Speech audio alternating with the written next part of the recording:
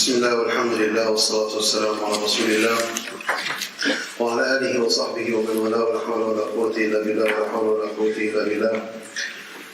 أصبحنا وأصبح الملك لله والحمد لله لا شريك له لا إله إلا هو وإليه النشور. أصبحنا على فطرة الإسلام وعلى كلمة الإخلاص وعلى دين نبينا محمد صلى الله عليه وسلم. اللهم إنا أصبحنا منك في نعمة وعافية وستر فأتم علينا نعمتك وعافيتك وسترك في الدنيا والآخرة. We ask Allah subhanahu wa ta'ala to bless us in this morning as we gather together in the house of Allah subhanahu wa ta'ala. We ask Allah subhanahu wa ta'ala to beautify our akhlaq, to beautify our hearts, to beautify us with the beauty of the Quran and Sunnah, and the beauty of Allah and His Messenger Muhammad sallallahu alayhi wa sallam. We ask Allah subhanahu wa ta'ala to grant us patience on this journey of seeking knowledge. We ask Allah subhanahu wa ta'ala to grant us the ability to be beautifully patient, sabran jamila, to be beautifully patient on this journey, to accept one another, to spend time with one another, to love one another, to unify our hearts. We ask Allah subhanahu wa ta'ala to help us on this journey and to grant us the righteous companionship that will help us to learn and grow and become spiritually excellent. And we ask Allah subhanahu wa ta'ala to grant us beneficial knowledge, and we seek refuge in Him from knowledge that does not benefit. And we ask Him to help us to be sincere on this journey, sincere on this path, to purify our intentions and to make us from the muhsineen, from those who are excellent and beautiful in His sight. Allahumma ameen ya Rabbil Alameen. كيف أصبحتم? Inshallah, everyone's doing well this morning. MashaAllah, we lost a serious number of people. What happened? The snow's not that bad. I was told that, what's going on? Why are people not here? Someone tell me. It's too early. Too early? This is not too early, it's 10 a.m. Sunday. Sunday on, it's too early for a Sunday. You know, I hope and pray that you never change any of the schedule. The only change you should make is make it a little bit earlier.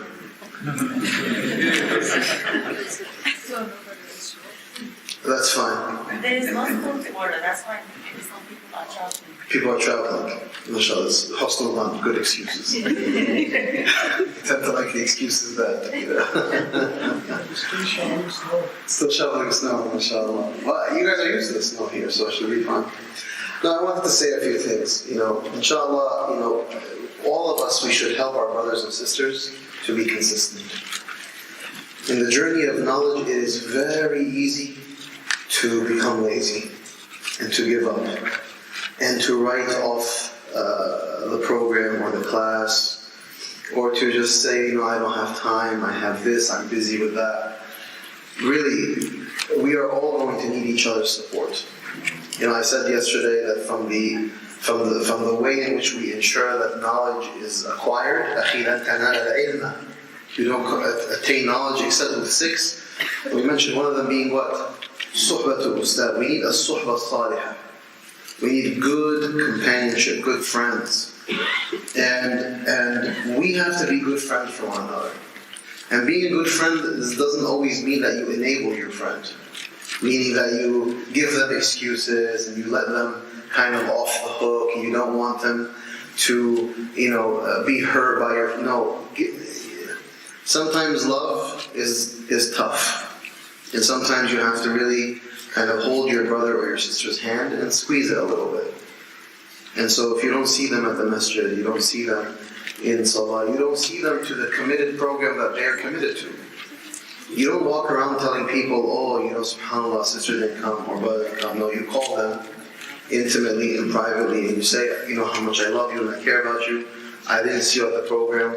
Is everything okay? If they have a justified excuse, then I'm sure there's a protocol for that. There's a protocol for justified excuse. You can't just not show up to a majlis of ilm.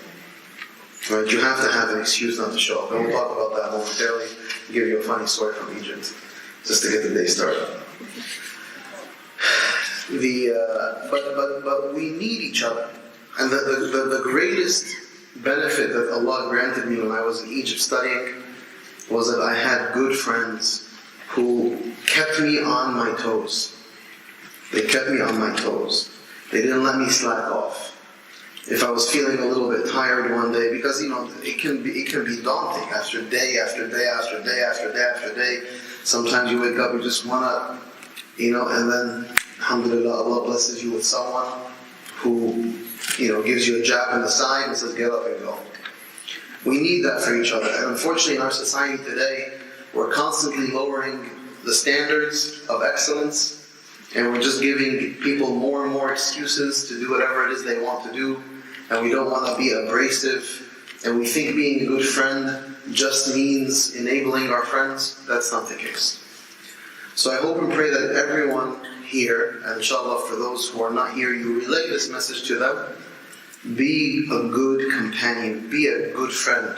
يَشُدُّ بَعْضُهُ بَعْضًا. That's how the Prophet ﷺ described it. It's a building with bricks, and each brick pulls the other brick. So it's pulled on, right? And it pulls. That's how structures are built. Interconnected links that are being pulled and are pulling at the same time. So you're going to be pulled sometimes, and you're going to have to do some pulling sometimes. Do it lovingly, obviously. Do it with hikmah. Do it with sincerity. But this is from the best adab that perhaps I can give you, wallahi, is be keen, be committed, but really, really be there for your brothers and sisters, especially sometimes your himmah is high, but your friend's himmah is low. Sometimes your spirit is high, sometimes their spirit is low. Right? So we need each other, inshallah. Some of the other adab, in terms of housekeeping adab, we can mention them, is coming on time. Brothers and sisters, come on time. Don't get into this habit that we've inherited from our cultures, which is a bad habit from our cultures of one who came late. Don't inherit these bad cultures of just showing up whenever I want. It's just 5 minutes. It's just 10 minutes. It's not a big deal. No, if you have to get up an hour early, get up an hour early. Right? There is barakah fil bukur. There is blessing in what? In coming early. When you don't come early, you miss out on the barakah of the beginning. Because there's always barakah in the beginning. Is it there not the barakah of al-istiftah fi salah? Right? The companions who would not miss the opening takbirah for 40 years straight because of the virtue of catching the takbirah on time, rather than my status quo being, I'm always that person who comes into the rak'ah, maybe at the end of the rak'ah or in the second rak'ah? Or is it not the same barakah and the same virtue and the same status of having to be here before the imam gets on the minbar so that you're written in with the angels as being someone who attended the Jumu'ah? Because if you don't attend before the minbar, the imam gets on the minbar, you're not in the log of the angels. And this is from the adab that my mashayikh never compromised on. Right? Now, whether Shaykh Yasir and Shaykh Jafar are going to be sympathetic with you, that's their business. But in Boston, I was ruthless. Okay? Because that's how my mashayikh taught me. And I believe in inheritance. Bima'ana, I had in one of my shuyukh, may Allah bless him, if you entered the majlis after him, there was no chance of you ever getting in that class. So this class was in Zamalek, and I lived in a place called Madinat Nasr. To get there at that time took at least an hour and a half drive. So sometimes I would leave, and this is only 15 miles or 10 miles or something. It's not that big of a distance, but it's Cairo traffic. So I would leave 2 hours in advance. And on this day, 2 hours was not enough. SubhanAllah, I'm weaving and bobbing. There's no rules in alhamdulillah in Cairo, so you can do whatever you need to get places. I get there, and I see him maybe 40 feet in front of me, walking towards the entrance of the masjid, and I'm I flew the car somewhere. I jumped in, I ran. Now, he walked into the masjid, he took off his shoes, he walked in, and then he kind of he went to the right like this, he prayed sunnah, and then he sat down. So I tried to time him where he wouldn't see me. And I snuck in, and I sat down, and then I was like, okay, I think I'm good. He definitely didn't see me, so I sat down like this. He walked to his seat, he sat down, he looked at me, he said, like that. That's all he said. Bismillah ar-Rahman ar-Rahim. And me I just pick up my stuff and I walk out.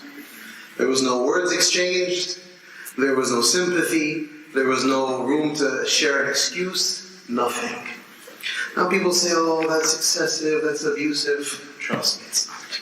He knows that life happens, he knows that there are excuses, he knows, but he kept the standards very high. And you know what we did? We never missed class. We never were late for class. If a phone just went like this in class, he would just point at you. He doesn't see you, he doesn't say get out. He just tells you like this. So you never heard a phone in class, and people were never late in class. And we sat down and we listened. And when the class ended was when he stopped talking. And we would get up when he would get up. Brothers and sisters, these adab, they are so essential to benefiting from this knowledge. Because it creates and it forces you to be disciplined.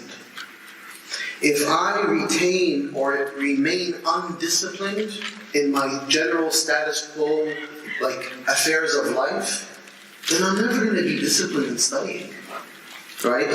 But if I'm disciplined in how I sit down, if I'm disciplined in how I speak, if I'm disciplined in how I prepare my day, if I'm disciplined in when I wake up, if I'm disciplined when I arrive, if I'm disciplined in how I dress, if I'm disciplined in all of these things, then all of that discipline, what is it going to do?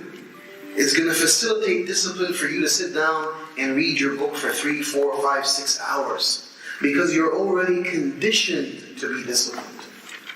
That's why you should never belittle what we would consider to be like the housekeeping adab of how you sit in the space, how you speak, when you ask, how you articulate. And be very careful. And I say this wallahi with a loving heart. You don't have to invite me back to this mission. It's okay, I'm a big boy, I can handle it. Right? But I say this with a loving heart. Don't be entitled. Don't be entitled. One of the greatest diseases we have today is everyone is entitled. I'm a taxpayer. I give donations. I expect X. Come to the masjid and figure out how you are going to be the quietest person, but the person who brings the most benefit. But don't always come into the masjid. You come into the class space, you come into the mihrab space, you come into the administrative space, and it's always asserting yourself. I am here, I need to be heard, I need to be known, I don't like this, I don't like that. No. Be the quietest, the most humble, but be the person that is creating the most relief and facilitating the most ease and carrying the most burdens.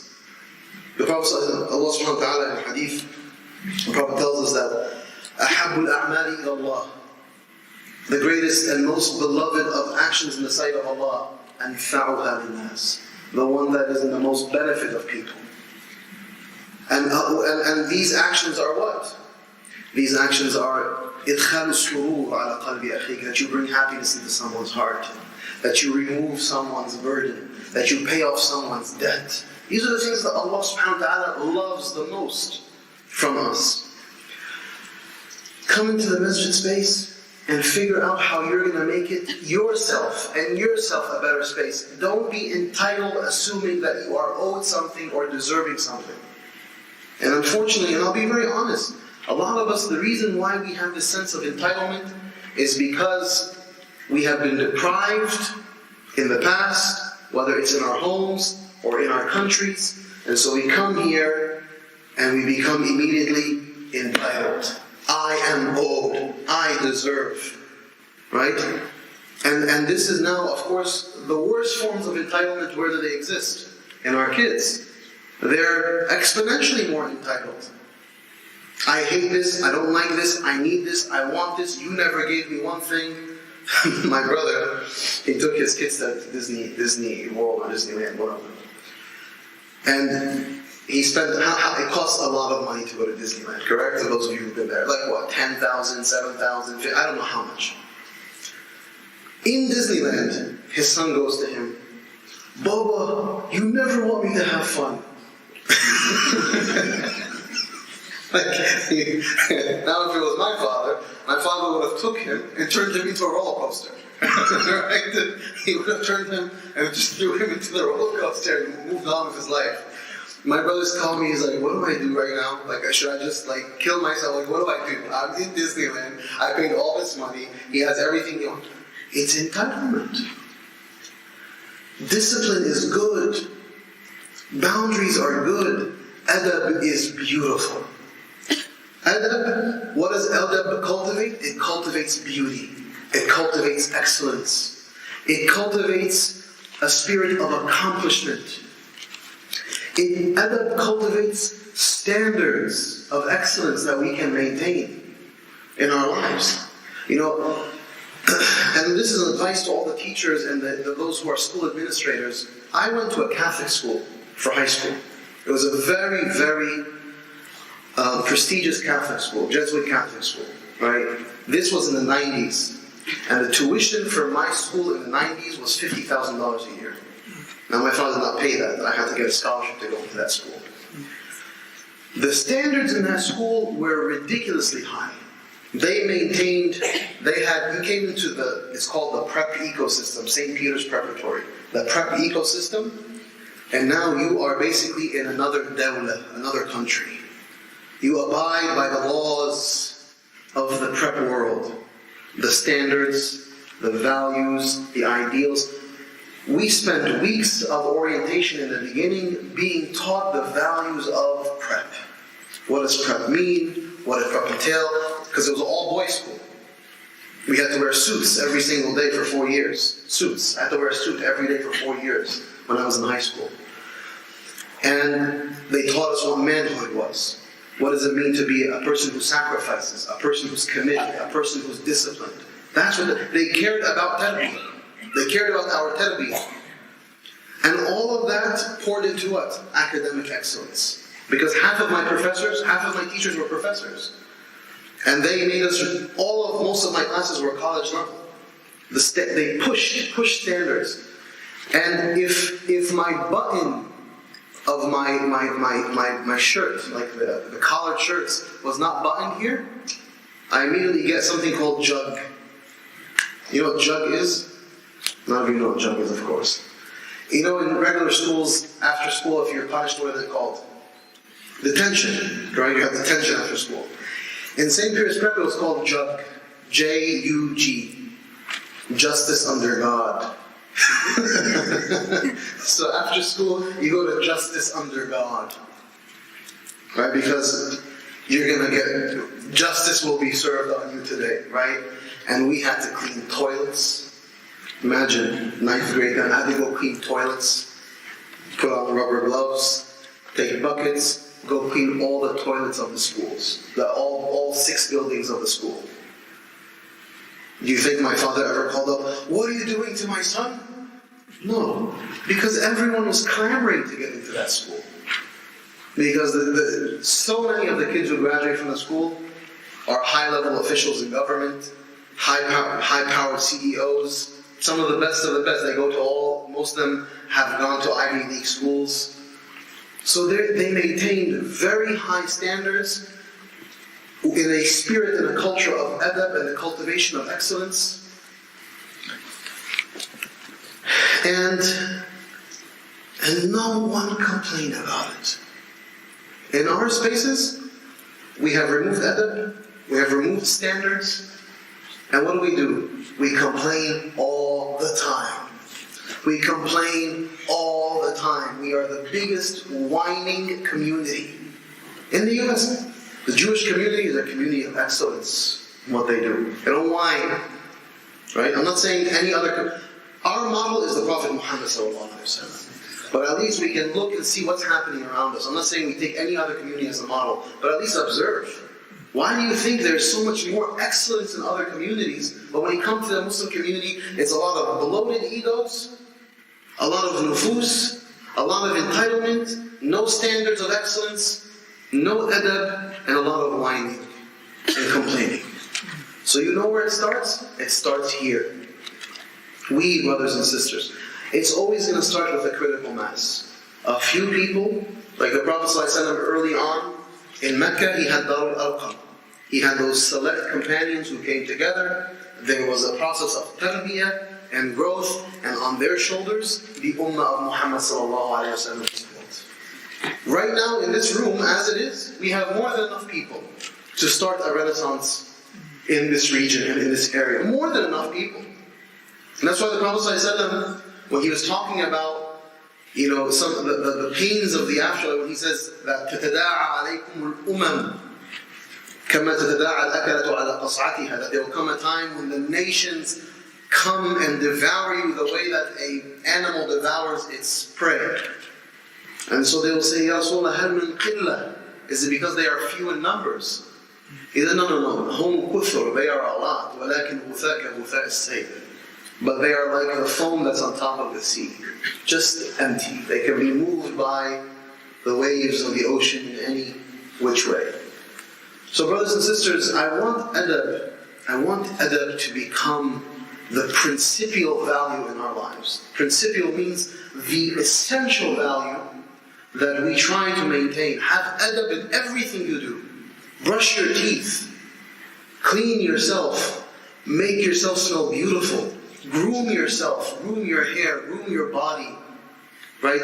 Tend to your clothes. Iron your clothes. The Muslim should look the most put together. Not sloppy and frumpy. I'm not saying you wear Dolce & Gabbana and Coach and high heels instead. That's not what I'm talking about. I'm not talking about what Hollywood says. No, I'm talking about being put together. As a Muslim man, as a Muslim woman, you have adab in your body.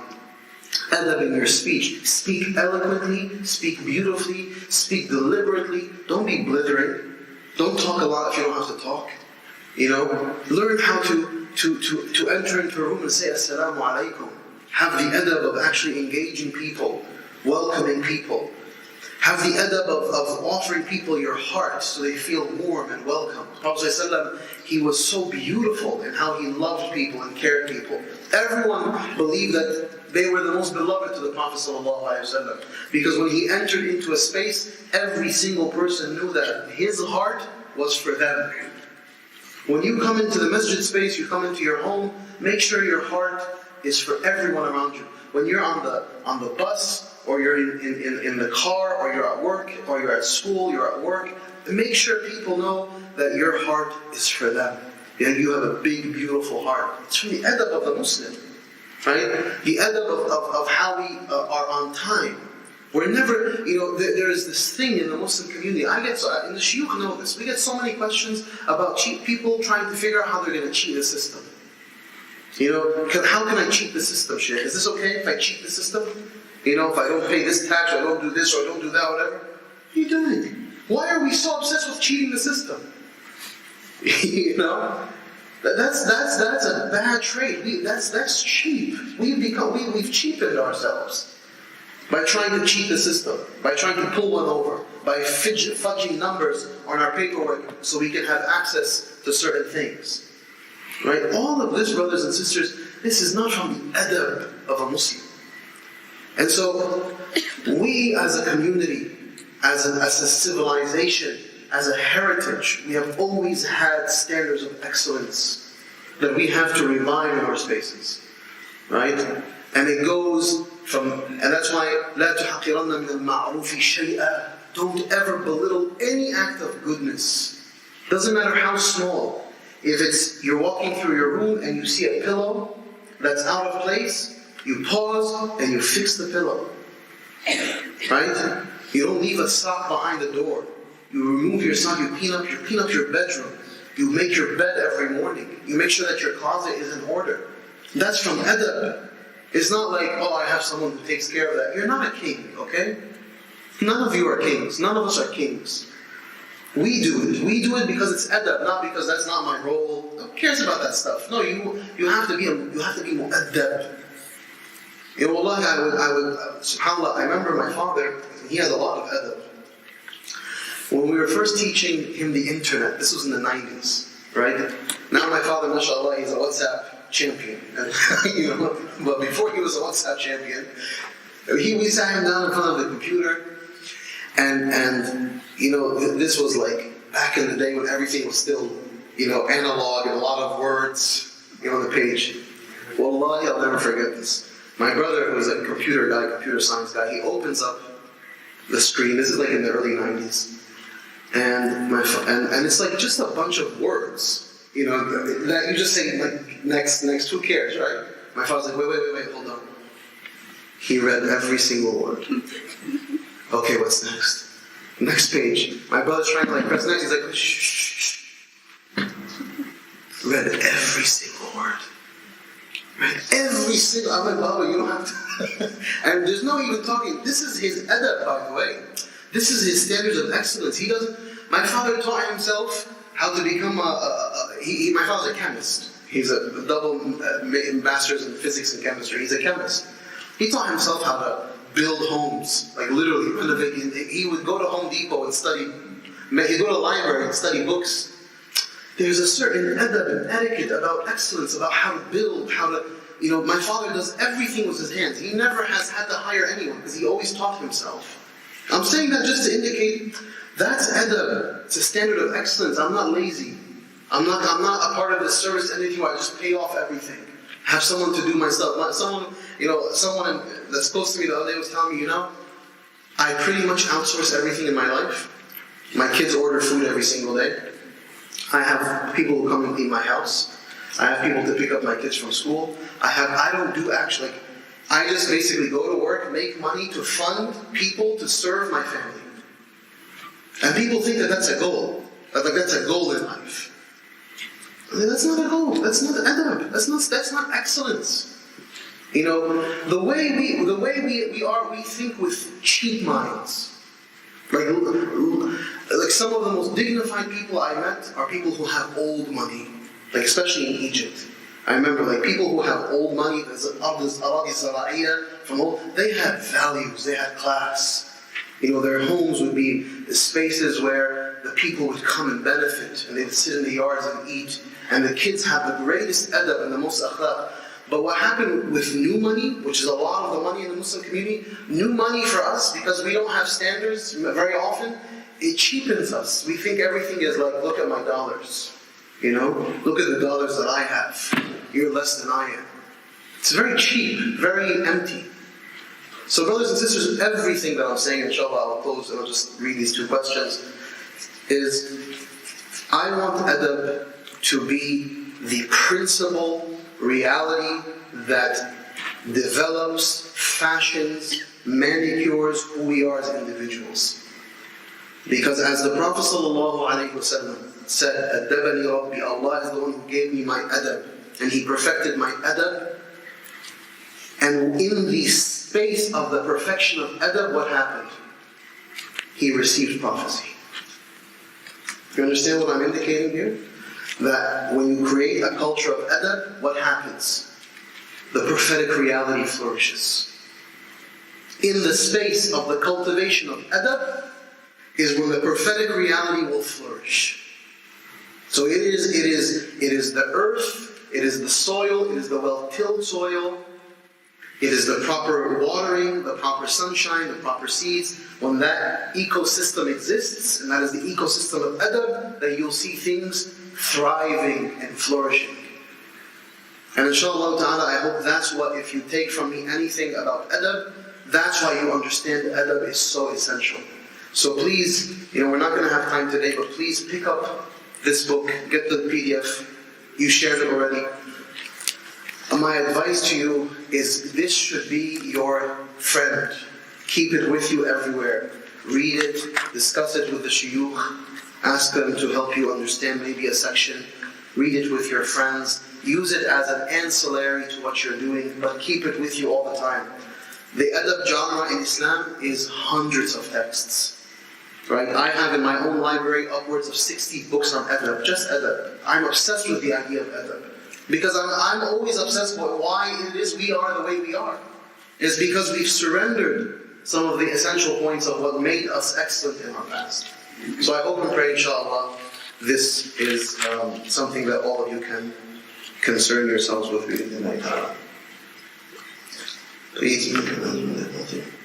Nothing except water and the musalla. Is this exception for the Shaykh? This is from Adab. The Shaykh gets to have no. So there's an announcement that says nothing except water in the musalla.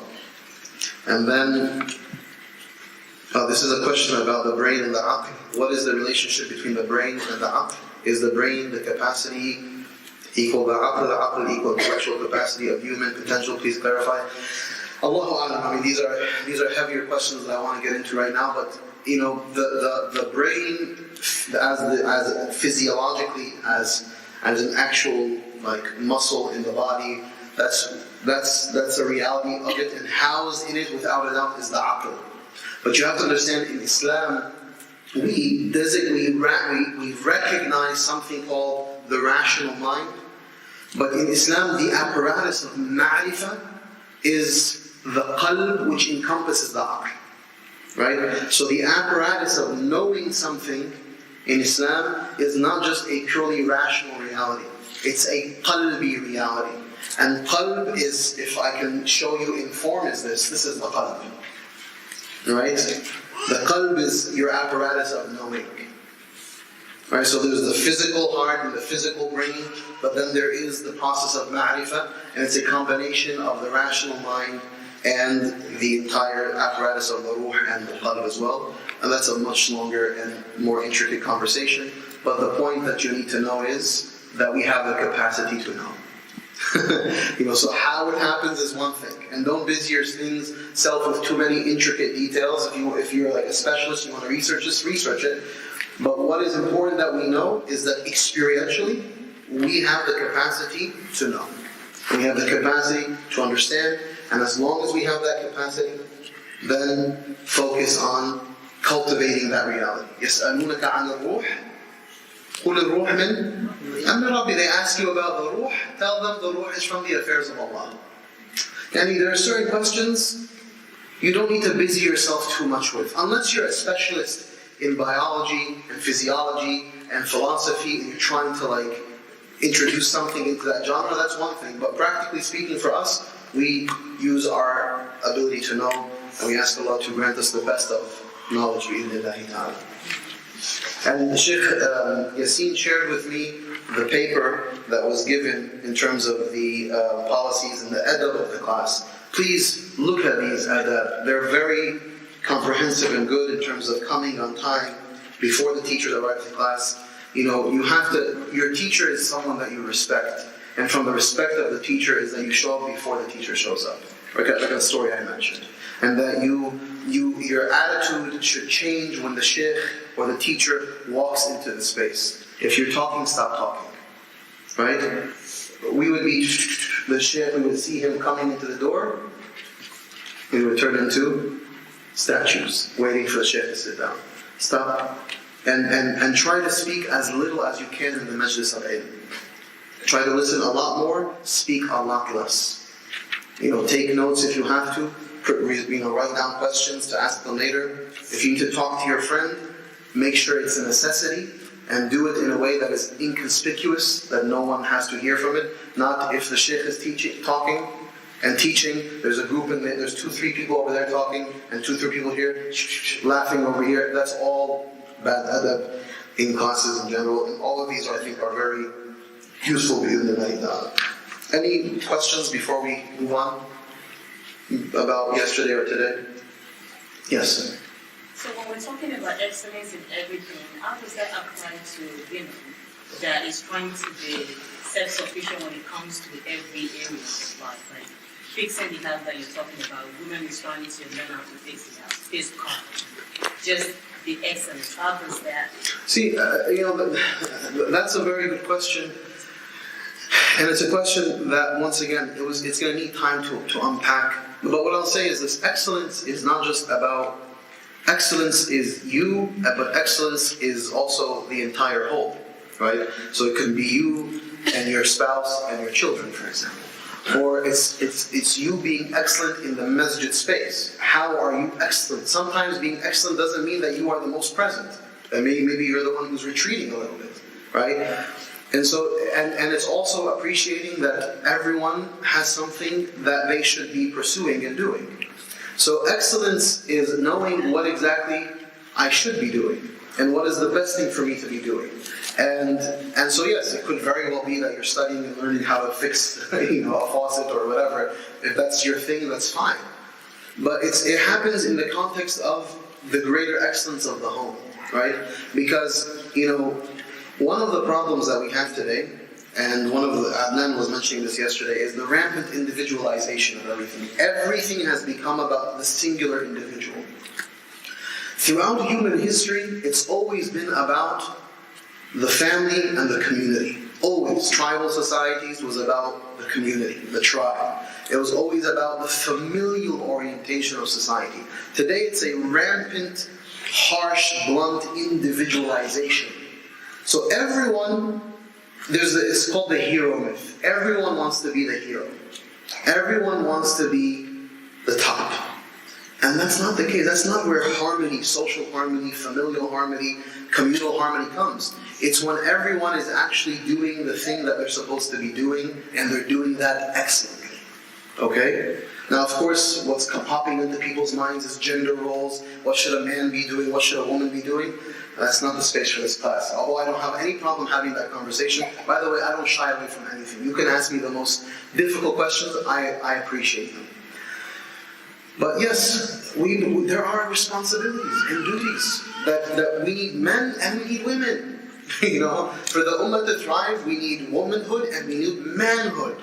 But we have to understand what is manhood. We have to understand what is womanhood. We have to understand, where does the excellence of each individual lie.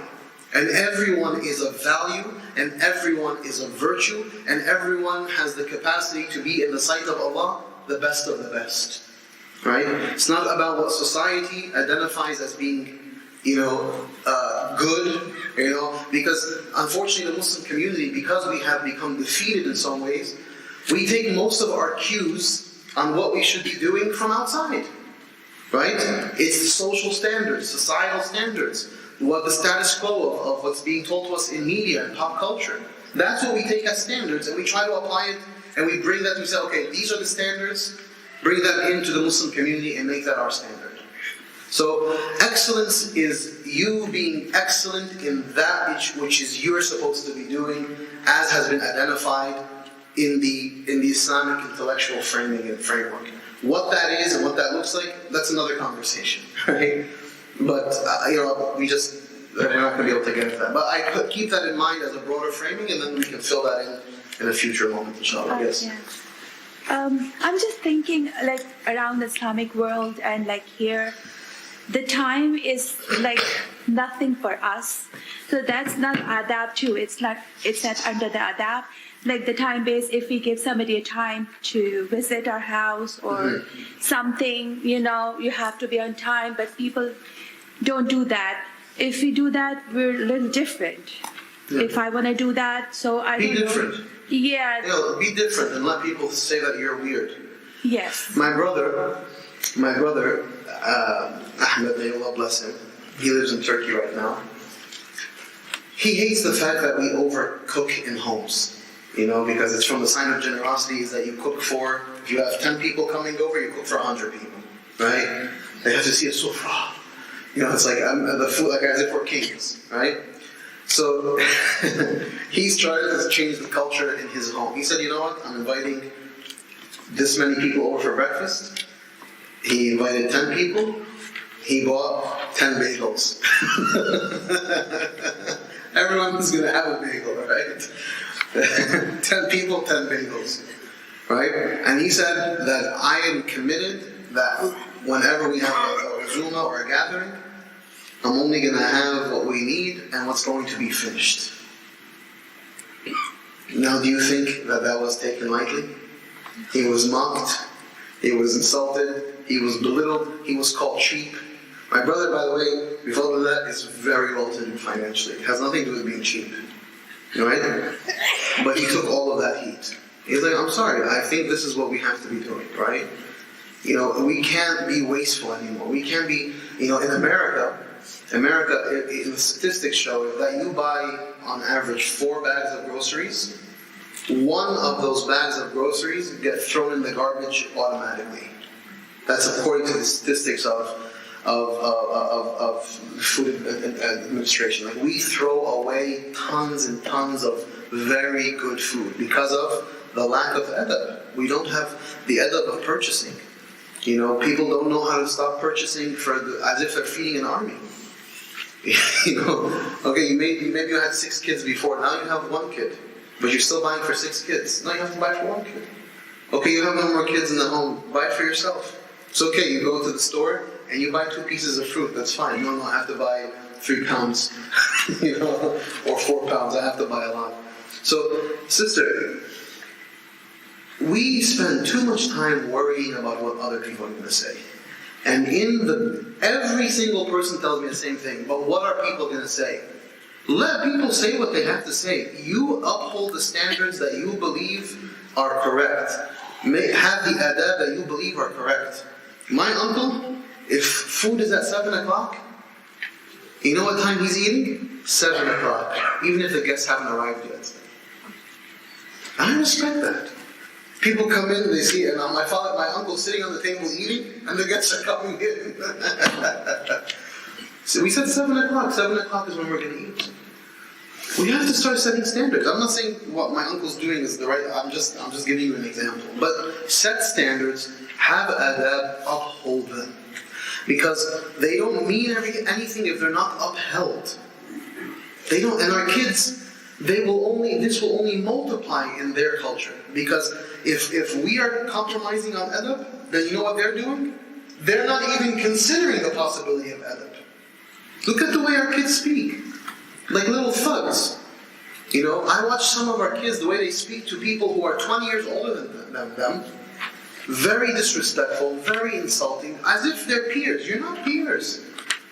When someone is older than you, they're older than you. You speak with adab, with your elder. It's not your friend, it's not your buddy. You don't like, hey, look, There's a way to be playful, and that's fine, but there's a way to maintain adab. And that's the balance, but we have to set up those standards. And it has to be done in the space of mahabbah, the space of love, the space of ihsan, the space of beauty and excellence. So when my child sees that I am beautiful and excellent and full of love, then inshallah, that will translate into their actions and behaviors. And that's when you begin to change the culture of the space. I'm sure here in the masjid you have plenty of complaints about the kids, or this, or that, or noise, or whatever, and this problem. Every masjid has its complaints and its issues, correct? And then what do we usually do?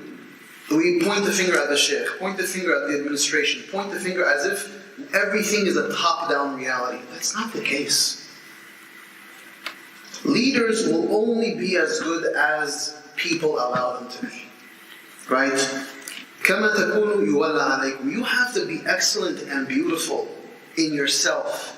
And let that be a trend that permeates the space. And then you'll see that so many of those in leadership will begin to be able to facilitate the realities that you created the centrifugal force. You've created the momentum. And so that will give them a far better opportunity and possibility of succeeding and leading with greatness. Right? But I've given, and I have a khutbah online, it's called The Politics of Leadership. Inshallah, if you have the time, go listen to it. We always think, the Muslim Ummah is waiting for who? The Muslim Ummah is waiting for Umar ibn Abdul Aziz to come back and lead us to the promised land. Let me tell you right now, your hero is not there and is not coming. There's no hero coming to save you. Okay? Mu'tasim is not coming to save you. You become that person. In your excellence, in your conduct. And by the way, when each and every single one of us become excellent in our own reality, then I promise you, the greatest of leaders will emerge. But it's not that great leaders come and then suddenly we have, okay, finally, alhamdulillah, we have our leader. That's what we do with politicians today.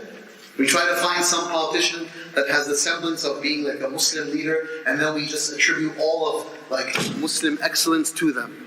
They are the Salahuddin and Umar ibn Abdul Aziz and everything combined in one. And it's just a regular politician. But because we have the desire that everyone is this, so we... Right, so sister, wallahi, be individually excellent. And that's why I always go back, إِنَّ اللَّهَ لَا يُغَيِّرُ مَا بِقَوْمٍ حَتَّى يُغَيِّرُوا مَا بِأَنفُسِهِمْ. Allah will not change the condition of a people until you change yourself. You change yourself. You become excellent, you become excellent, you become a person of adab, and then you will see.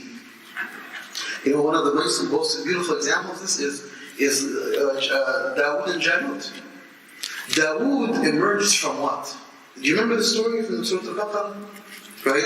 It was a lot of people with King Talut, and then they slowly filtered out, correctly?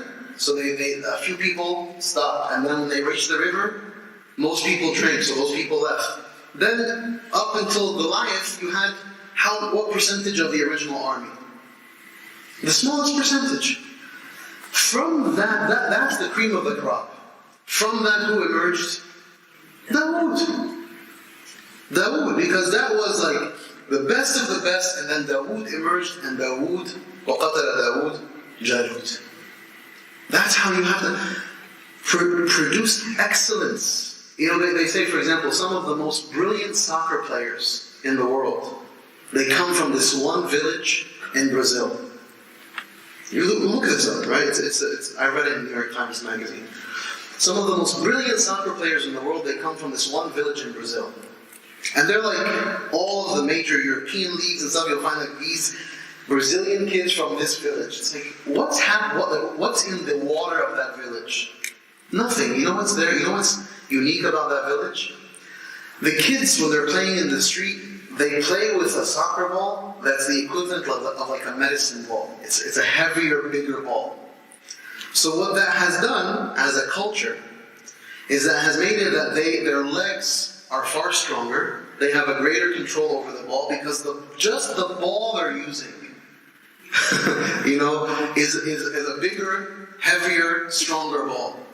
And it's the most common thing that's played with in the streets of that village or that area in Brazil. And that produced what? These, they exported to the world as some of the best players in the world. I'm giving you that as an example. When you have an ecosystem of excellence, excellence is produced. You start to pump out excellence. Right? That's why, that's not arbitrary that these kids, some of these kids, although I don't like to advocate for this, but they go to some of these prestigious universities, and very often they're pumped out to be, the heads of corporations or whatever, because it's an environment of excellence. So may Allah subhanahu wa ta'ala help us to cultivate that bi'idhnillahi ta'ala. We have gone way too long on this, inshallah. I wanted to jump into the Islamic sciences part, so we'll spend the remainder of the time to address the question of the Islamic sciences. And hopefully, bi'idhnillah, I have conveyed what I wanted to convey to you about adab, inshallah. So now I wanted to talk about the Hadith of Jibreel as the foundation of the Islamic sciences. We spoke about adab, now I want to speak about the rest, inshallah. So when the ulama begin their journey, they start from the point of creation. The reason we were created is to do what? Is to worship Allah subhanahu wa ta'ala. And as I mentioned in the khutbah, it's all about knowing Allah. So you need to put first and foremost in the beginning at ground zero. At point zero is to know and to worship Allah subhanahu wa ta'ala. Because once you build the entire apparatus, it all returns to this one point of worshipping Allah subhanahu wa ta'ala. And this is when you spiritually and theologically orient yourself correctly about the pursuit of Islamic knowledge. So as Ibn Abbas said, to worship Allah is to know Allah. Allah subhanahu wa ta'ala gave us sources to know Him. What are the fundamental sources that we were given to know and to worship Allah subhanahu wa ta'ala? The Quran and the Sunnah. Okay, so we put here number 1 to worship Allah and to know Him. And then above that we have 2 arrows, right? Quran and the Sunnah. كتاب أنزلناه إليك لتخرج الناس من الظلمات إلى النور بإذن ربهم. Surah Ibrahim, ayah 2. That's the book that was revealed to you so that you may take mankind from darkness to light by the will of their Lord. And the Sunnah, as in Surah Al-Nisa'i, قال فإن في النبي صلى الله عليه وسلم. So the character of the messenger of Allah sallallahu alaihi wasallam was the Quran. This is when Sayyidah Aisha was asked about the Prophet Muhammad sallallahu alaihi wasallam. She said that his character was the Quran and he was a walking Quran. So the Prophet Muhammad sallallahu alaihi wasallam, in his speech, in his words, in his actions, in his taqreer, his acquiescence, all of that is informative about the haqiqah of the Quran. The truth of the Quran is embodied in the person of Muhammad sallallahu alaihi wasallam, in all of what he conveyed. And this is an essential concept that we have to start off with. Anyone who begins to claim that the Sunnah is somehow irrelevant and somehow the Sunnah is not as authoritative as the Quran has committed the greatest infraction in this deen, right? Because if you negate the Prophet Muhammad sallallahu alaihi wasallam, you negate the actions and the words and the sayings of the Prophet Muhammad sallallahu alaihi wasallam, then you are inherently negating the Quran. Do you know why that's the case? Right? Do you know why it's the case? Because Allah subhanahu wa ta'ala said, قُلْ أَطِيعُوا اللَّهَ وَأَطِيعُوا الرَّسُولِ. Obey Allah and obey the Messenger Muhammad sallallahu alaihi wasallam. So if the Prophet Muhammad sallallahu alaihi wasallam is commanding you to do something, and he's telling you to do something, and he's showing you how to do something, and then you say that's irrelevant because it's not the Quran, then you have disbelieved in the Quran, then therefore you have disbelieved in Allah subhanahu wa ta'ala. So anyone who rejects the Sunnah as a source of revelation has exited the fold. Now if they've done it ignorantly, may Allah guide them. Inshallah they are forgiven for their ignorance. But the Sunnah is an essential source of legislation. And people say, well, Shaykh, the Quran is not the Sunnah is not as strong as the Quran. We know that the Quran is from Allah, but the Sunnah is... Okay, let me answer your question. Was the Quran revealed to you? Was the Quran revealed to you, Adnan? Did you wake up this morning, Adnan, and have wahy? Did you have a strong sweat? No. How did you receive the Quran, brother? How did you receive the Quran? Here, the glasses and the flannel shirt. How did you receive the Quran?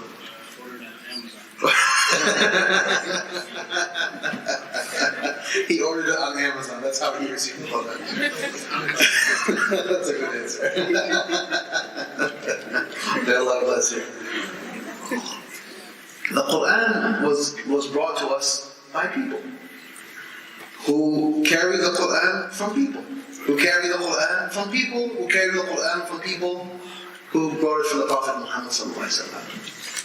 Exactly similar to the Quran, we receive the Sunnah. People, from people, back to the Prophet Muhammad sallallahu alaihi wasallam. So, we are negating the Sunnah on the grounds that the Quran is more authentic. Well, how do you know the Quran? The Quran is here. You're receiving the Sunnah the exact same way you receive the Quran. Right? So this is nonsensical. Right? And it's a meaningless trope that unfortunately exists in so much of the world today. There are movements to negate the Sunnah and establish the Quran and both basically negate healthy portions of the Quran as well. No, it is the Quran and the Sunnah as the fundamental source of legislation, and that does not change. I don't care what claims people make, that is the truth of the Islamic intellectual heritage and legacy. So as I mentioned yesterday, there are three fundamental spheres that are established from the Hadith of Jibreel. So after Adab, we have Islam with a lowercase I, Iman and Ihsan. And I mentioned yesterday that Islam with a lowercase I is concerned with what? Actions, our external reality. And Iman is concerned with what? Our internal, our belief, our intellect, right? And then Ihsan is concerned with what? The beautification, the perfection, the excellence of the heart and the mind and everything, correct? Okay. So when we overemphasize one over the other, or we neglect one over the other, then unfortunately we fall under what Allah subhanahu wa ta'ala said in Surah Al-Baqarah, أَفَتُؤْمِنُونَ بِبَعْضِ الْكِتَابِ وَتَكْفُرُونَ بِبَعْضِ. Do you believe in a portion of the book and disbelieve in another portion? Right, which is ayah 85 in Surah Al-Baqarah. Be aware, Allah subhanahu wa ta'ala said, "Udkhulu fi silmi kaffah." Enter into Islam in its entirety. Islam is not a religion that you can pick and choose from. Islam is not a religion that you can put, it's like here, Islam, let's say Islam is a pool, and you just put your feet in the pool, you dangle your feet in the pool. Are you in the pool? No, you're dangling your feet in the pool. You have to enter into Islam, you have to submerge yourself in the water of Islam. That's what it means to enter into Islam in its entirety. So don't believe in a part and disbelieve in a part. Don't pick and choose from Islam. Islam is not a candy store where you can pick and choose what you like and don't like. Some co-worker will come and say, "Oh, I heard you guys have this belief or this hadith. Can you marry this or do that?" No, that's not from Islam. "Oh, really? Who are you? What kind of authority you are to take things in and out of Islam?" If it's there, it's there. Now, whether or not you know how to explain or don't explain, that's secondary. But we protect Islam as it is, and we preserve it as it is, and we believe in it as it is. Now, if I'm struggling to fulfill some parts of the religion, I'm struggling to wear my hijab, or I'm struggling to pray on time. I'm struggling. It's not that I don't believe in it, it's a challenge for me. And that's very different than negating and deleting parts of the religion. So you see these movements in the world today of people now deleting aspects of the religion that historically have always been known as Shaykh Ja'far said the other day, al-ma'lum min ad-din daruratan. What is necessarily known about the religion. There are things about the religion that are necessarily known. What's necessarily known? Khamr is haram. You don't drink alcohol. You pray 5 times a day. You give zakat. You make hajj, right? Meaning that every Muslim knows these things. And from those things were things like hijab. Right? These were ma'lum min ad-din daruratan, necessarily known. 100% of the ummah of Muhammad sallallahu alayhi wa sallam, male scholarship, female scholarship, everyone in human history knew that this would be the case. Now today, suddenly, this is not an obligation anymore. This is a disaster. This has nothing to do with, and people start coming and they pick and choose verses, and they start giving their own commentary on verses. That's your opinion. I once had a debate with a man who was claiming that homosexuality is allowed in Islam. He called himself an Iman, and he was gay himself. And he's sitting there, he has the Quran opened, and he has this, and he's talking about how, his analysis of Qawm Lut. Oh no, this is not the homosexuality today. These people were rapists. So this doesn't apply to this. And he just kind of rearranged texts and explained texts away, whatever, and he arrived at a point that said, what homosexuality is acceptable in Islam. So I asked him one question. I said, what you're claiming, what you're saying, has anyone in Islamic history, from the scholars from east to west, because there have been thousands and hundreds of thousands of scholars over multiple continents, over many centuries, has anyone ever said what you're saying?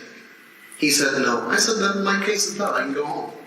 This is just your opinion. That's fine. You're welcome to have your opinion, but your opinion is not authoritative, meaning that no one is to follow your subjective opinion unless someone wants to follow your subjective opinion. But is that authoritative in Islam? No, Islam has an apparatus of knowledge and knowing, and it's a sophisticated structure, right? So it's the Quran and Sunnah, but then it's the processing of the Quran and Sunnah.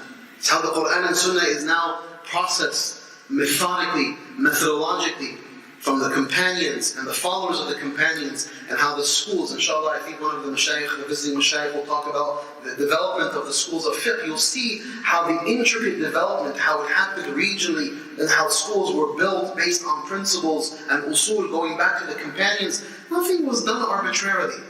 You know, people want to write off the Islamic tradition and say, oh, this was just the work of some men, you know, some Arab men in the past. Like, you know, a bunch of brutish Arab men who are grunting ahkam shar'iyya. You know, so this is just some men who produced fiqh in the past. No, this was not the case.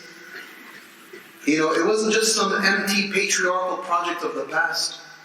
Shaykh Akram Nadawi, who's in Oxford right now, he produced a book, 55 volumes of just the female narrators of hadith. 55 volumes, it's like this big, of just the female narrators of hadith. And he said to us, he said, Wallahi, if it wasn't for the fact that my Shaykh ordered me to publish the book, I could have taken this easily to 80 volumes. And people just want to write off very simple ideas. Oh, this is just some men who wanted to chafe. Or we write off things that we don't even know. So brothers and sisters, what I'm saying to you is this. The Quran and the Sunnah and the infrastructure of the ulama, this is what we have to understand is the foundational principles and values of our tradition. It is not an arbitrary thing. It is not subjective. It is not what you think. No matter what social pressures are upon us, that's not what motivates our intellectual, theological, and spiritual heritage. So these sciences are all informed by the Quran and Sunnah. And what the ulama did from day one was to do bayan. لِتُبَيِّنَ لِلنَّاسِ مَا نُزِلَ إِلَيْهِمْ. It was to explain and to uncover what was revealed. The Quran and the Sunnah was a project of us trying to understand what Allah wants us to do. Meaning that we, 1400 plus years later, we are trying to understand what Allah wants from us. Not that the Quran and the Sunnah and this 1400 years of scholarship is here to serve me. That's the problem with the self-centered orientation around existence. That the Quran and Sunnah are here to serve my interests. Right? Why is not the Quran and Sunnah making my life difficult? So what? Who are you? The Quran and Sunnah agitates. Did the Quran and Sunnah not agitate the Arabian Peninsula? Was the Quran and Sunnah just so harmoniously embraced amongst the Arab of Quraysh? What happened to the Prophet ﷺ when he introduced the Quran into the society? What did they do to him? They tried to kill him. They attacked him, they assaulted him, they accosted him. Islam, by its orientation, it agitates the status quo. It makes people challenged in their lives. You know, 150 years ago, modern philosophers, they produced an idea of society. And that the idea was this, that life is about limiting the amount of pain you experience and maximizing pleasure. It was a simple idea introduced a couple of hundred years ago. Minimize pain, maximize pleasure. Today we have taken that as the principal truth of existence. So when Islam comes and it agitates me, it challenges me, oh no, Islam is bad. Islam is not, I'm not supposed to be challenged because it's making me a little bit in pain. So what? Anything good requires that you experience pain. And so being challenged, the Prophet ﷺ challenged the status quo of the Arab civilization.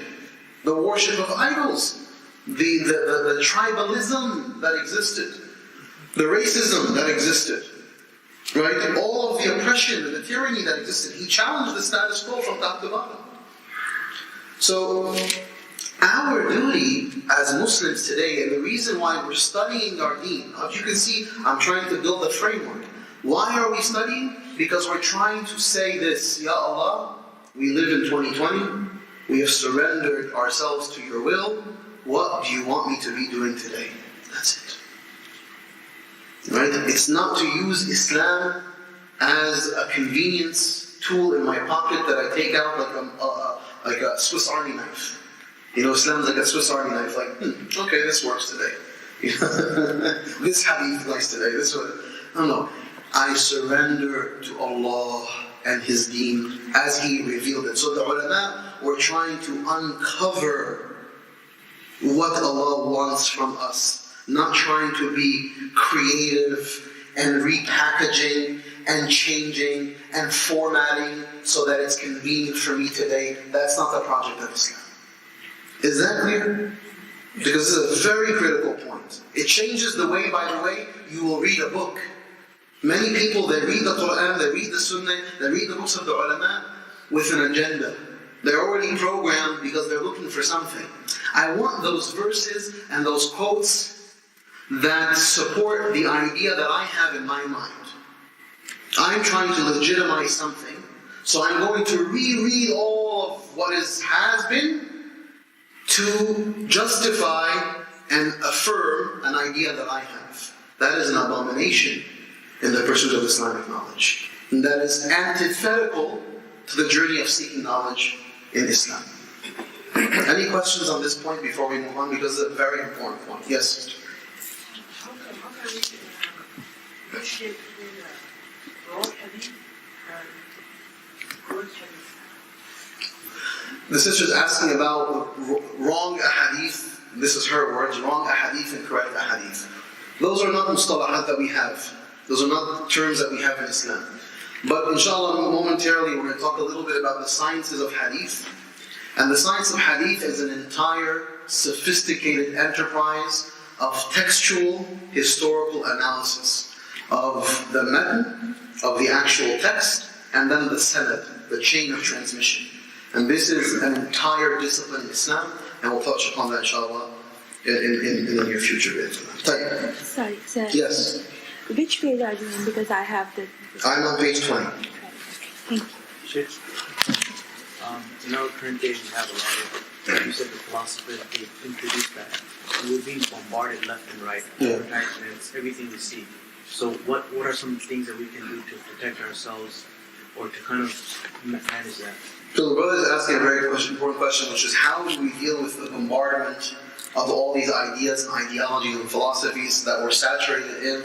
How can we protect ourselves and how can we address it? Number one, stop watching. Stop consuming. We don't need to be plugged in the way we are. This is also something we've been convinced that we need to be doing. We have to get off of our phones. We can't be completely plugged into our Facebook, our Twitter, our Instagrams, our blah, blah, blah all the time. No, we have to disconnect as much as we can. We have to stop watching. Right? Because most of the watching we do is corruptive. It corrodes our hearts, corrodes our souls, corrodes our sensibilities. Be very selective in what you watch and why you watch it. You say, I'm going to watch this program because I have this outcome that I want from it. Right? This is a wholesome, meaningful program. You take ownership of what you consume. Don't be programmed by corporations to do what you're told you're supposed to do. You're supposed to watch these commercials.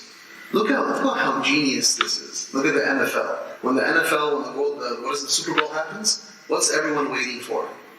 Commercials. These corporations are geniuses. So shaitanic in their orientation. Sitting there, it's like, how do I convince hundreds of millions of people that the thing that you're supposed to be looking out for is my brand? Right? That's why so many of these branding firms and marketing firms, it goes back to the Stasi of Hitler.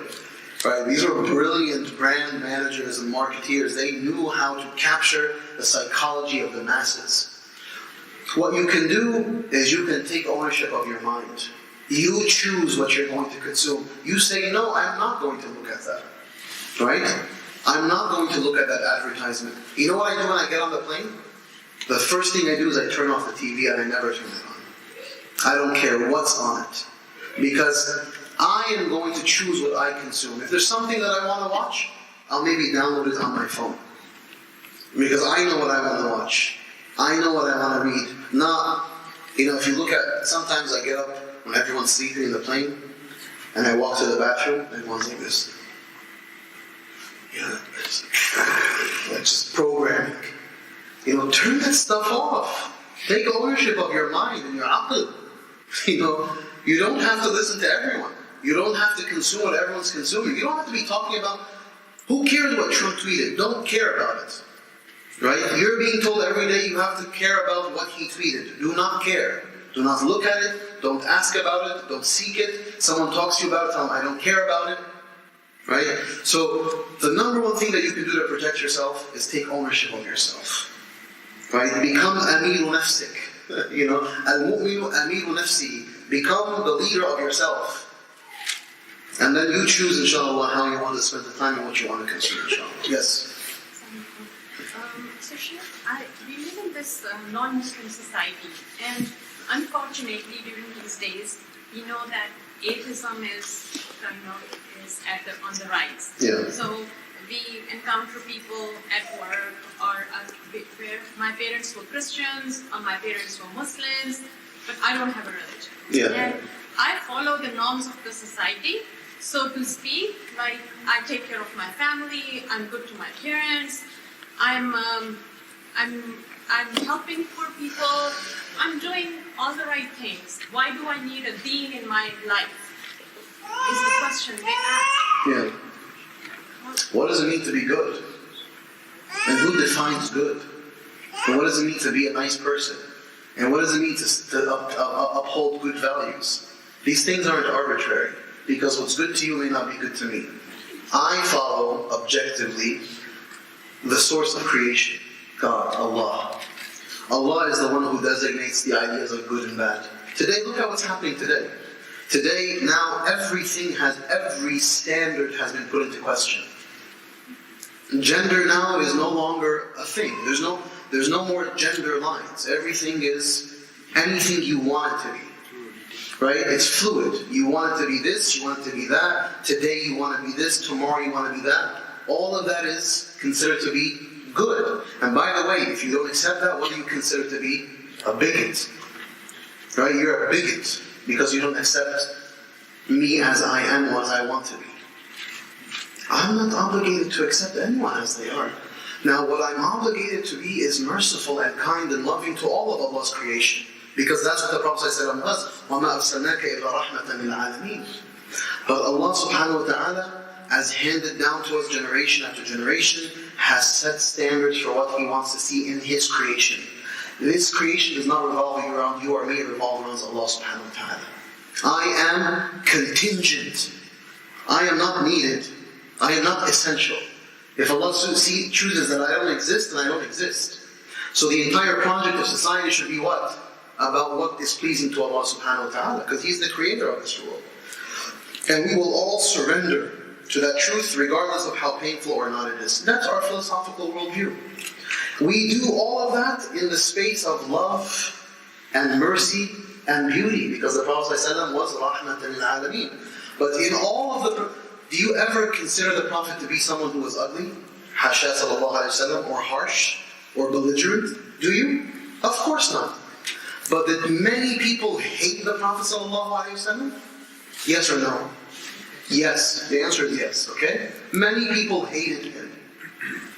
What does that tell you? That tells you you're not going to always be accepted for your values. And being accepted is not a goal. Being accepted is not a goal in life. I'm not saying be arrogant. Don't ever be arrogant. Don't ever be belligerent. Don't ever be offensive. But your goal in life is not to be accepted. And this is something you teach your kids. You know, bifadlillahi ta'ala, I grew up pre 9/11. Okay, it was very different than the post 9/11 world. But people, my father taught me how to have izzah. Right? When I went into Catholic school, there was no such thing as salah in that space ever. But my father raised me that we pray. So we went to the school administration and we told them that we need a space to pray during Book. And this was before way before 9/11, so there wasn't like even any culture of like inclusivity. No, this was like, this is a Catholic school. You know? But we asserted, and we asked, and we prayed, and it was accepted. Right? And you establish, when you have, wallahi sister, I'll tell you, wallahi, when you respect yourself, you respect your values, you respect your ideals, wallahi, people will respect you. But the more we disrespect our values, the more we disrespect our ideals, the more people will disrespect us. It's just a fact of life. So, we advocate for loving surrender to Allah subhanahu wa ta'ala and following the way of Muhammad sallallahu alayhi wa sallam. We advocate that with the utmost wisdom and beauty and ihsan, as Allah commanded us to do. And if people accept that, alhamdulillah, that is by the will of Allah. And if people reject that, then it is also by the will of Allah. And we just ask Allah al-afiyah, was-sitr, wa-rida. That's it. That's the entire project of life, inshallah. The study of Islam can thus be divided into 7 groups of sciences. Right? So now, what are the 7 groups of sciences that inshallah we begin to see now from the Quran and Sunnah developing? So you have the Quran and Sunnah. Then from the Hadith of Judeed, we have something called Islam, Iman, and Ihsan. And then we have the tools that Allah subhanahu wa ta'ala equipped us with and gave us to negotiate those realities. So negotiate the Quran and Sunnah, negotiate Islam, Iman, and Ihsan. What did Allah equip the human being with to process this revealed information? He gave us aql, so that's one discipline, the mind. And then He gave us language. Right? It's just the bare minimum. Allah revealed the Quran in Arabic. Arabic is a language. What do you need to process the Arabic? The Arabic language. Lugha. So you have the Quran, you have the Sunnah, you have Islam, Iman, Ihsan, which are taken from the Quran and Sunnah, and then you have the tools to process all of this is what? Is the mind and the tongue, the language. This begins to show you, okay, so this is because the companions, they're human beings that have a aql, they have a tongue, they have the Prophet, they have these things that they're supposed to be doing, all of this is being processed in this way. So the sciences of Quran, Sunnah, Islam, Iman, Ihsan are called ulum al-maqasid. Ulum, Shaykh Yasir, let me write this. Should we write this for people? Or? Huh? Yes. Maybe on one, we don't know how to علوم المقاصد. You want to write it in Arabic or English? Hold on, are you guys okay with me just saying it, or do you need it written? It is. If you are going to set, it's good to have like chart. Sorry. Okay. Sorry. So we have. You can put. Or you won't just put it in English. Everybody has this. Everyone has this because this is everything I'm going to do is ultimately produce that. So inshallah you can have that as well. So just write ulum al-maqasid. Or you write it in English, it's fine. You can just call it the objective sciences or the sciences, the objective sciences, and then the supporting sciences.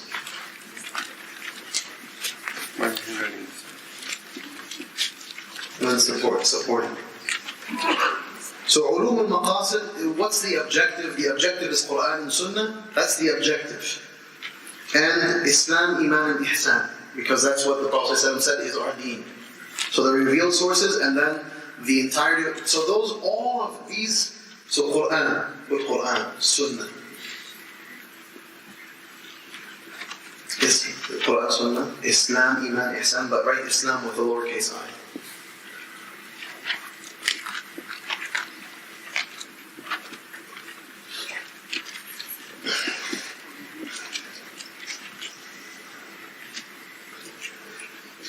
These are ulum al-maqasid. The supporting sciences are called ulum al-ala. Ulum al-ala, which are the instrumental sciences or the supporting sciences. And they are language and the mind. Aql.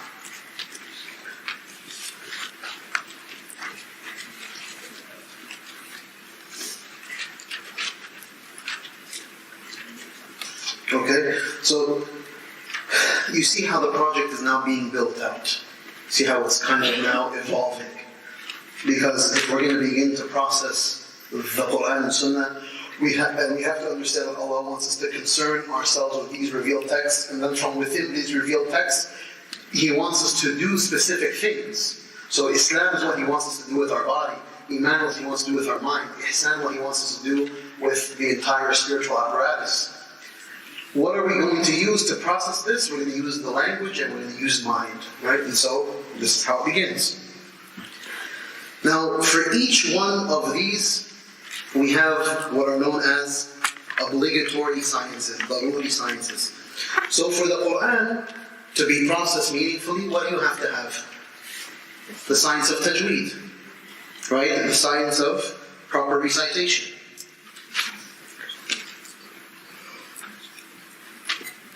And then number 2 is usul al-tafsir, which is the principles of exegesis. This concerns how to derive explanations from the Quran, such as the Quran explained by other Quranic verses, the Quran explained by a hadith, the Quran explained by the Arabic language, the usul, the foundations of how to explain the Quran. Number 3 is the tafsir itself. Number 4 are the sciences of the Quran, and these are all of the sciences that deal with the period of revelation, the place of revelation, whether it's Madani, Makki, the question of abrogation, naskh, have texts, abrogated texts, the reasons for revelation, and many, many other topics that are found in the sciences of the Quran. So you see that all of these are disciplines that are being derived, right, that are being processed, because these are taken from what you saw the Prophet ﷺ doing and saying and identifying experientially what was happening. What were the companions seeing? They're seeing that certain verses are placed here, certain verses are placed there, certain verses are explained this way, certain verses are explained that way, and so on and so on and so forth. So these disciplines start to be developed. In the space of this, and all of these sciences right here, they are called ulum khadima li al-maqsid. These ulum, they serve the interest of the Quran. So you see, if the Quran is of interest to us, so how do we process the Quran? Well, we certainly have to recite it properly. We have to know how to produce meaning and understanding and explanation. We have to explain it, and we have to understand what are all of the realities that are negotiated in and around the Quran, contextually and internally. So these are all khadima lil Quran. Then there is the Sunnah. And the Sunnah, very loosely, are the words and the actions and the taqreer, the acquiescence of the Prophet ﷺ. And taqreer means when the Prophet ﷺ, he accepts what is presented to him as both being of possibilities. And yuqarrir shay means to affirm a reality. So in this space, the daruri sciences related to Sunnah, or the daruri science related to Sunnah, is the science of ulum al-hadith. Right? And this deals with the chains of narration, the sanad, and the matn, which is the text of the hadith. So you'll see in the sciences of hadith as an umbrella science, sanad and matn. Yeah. So what you see in Sunnah, you'll see an entire enterprise. Now, if you double click on one of these, you'll see other sciences. So you come to sanad. If you double click on sanad, you're going to find that what pops out is ilm rijal, the science that analyzes what the people, those who are the relayers, the transmitters of the hadith. Now, brothers and sisters, if you want to carry in your day-to-day life a true badge of honor from the Islamic intellectual heritage, wallahi, it is the science of Al-Hidaya. Brothers and sisters, there is no other civilization in human history that has produced a science the equivalent of Al-Hidaya. What other civilization has preserved every single person who's transmitted something from the Quran or from the Sunnah? What other civilization has done that? We have preserved, as a Muslim intellectual heritage, over 600,000 names throughout Islamic history. In our books, we have them printed in our books. Like I told you, one of them is the Muhaddithat book, just for the female ones. But we have entire books committed to just explaining, putting a name, this is a rawi, where they were born, what year they were born, when did they die, where did they live, where did they travel, what their mental capacity was early on in their life or later on in their life. And that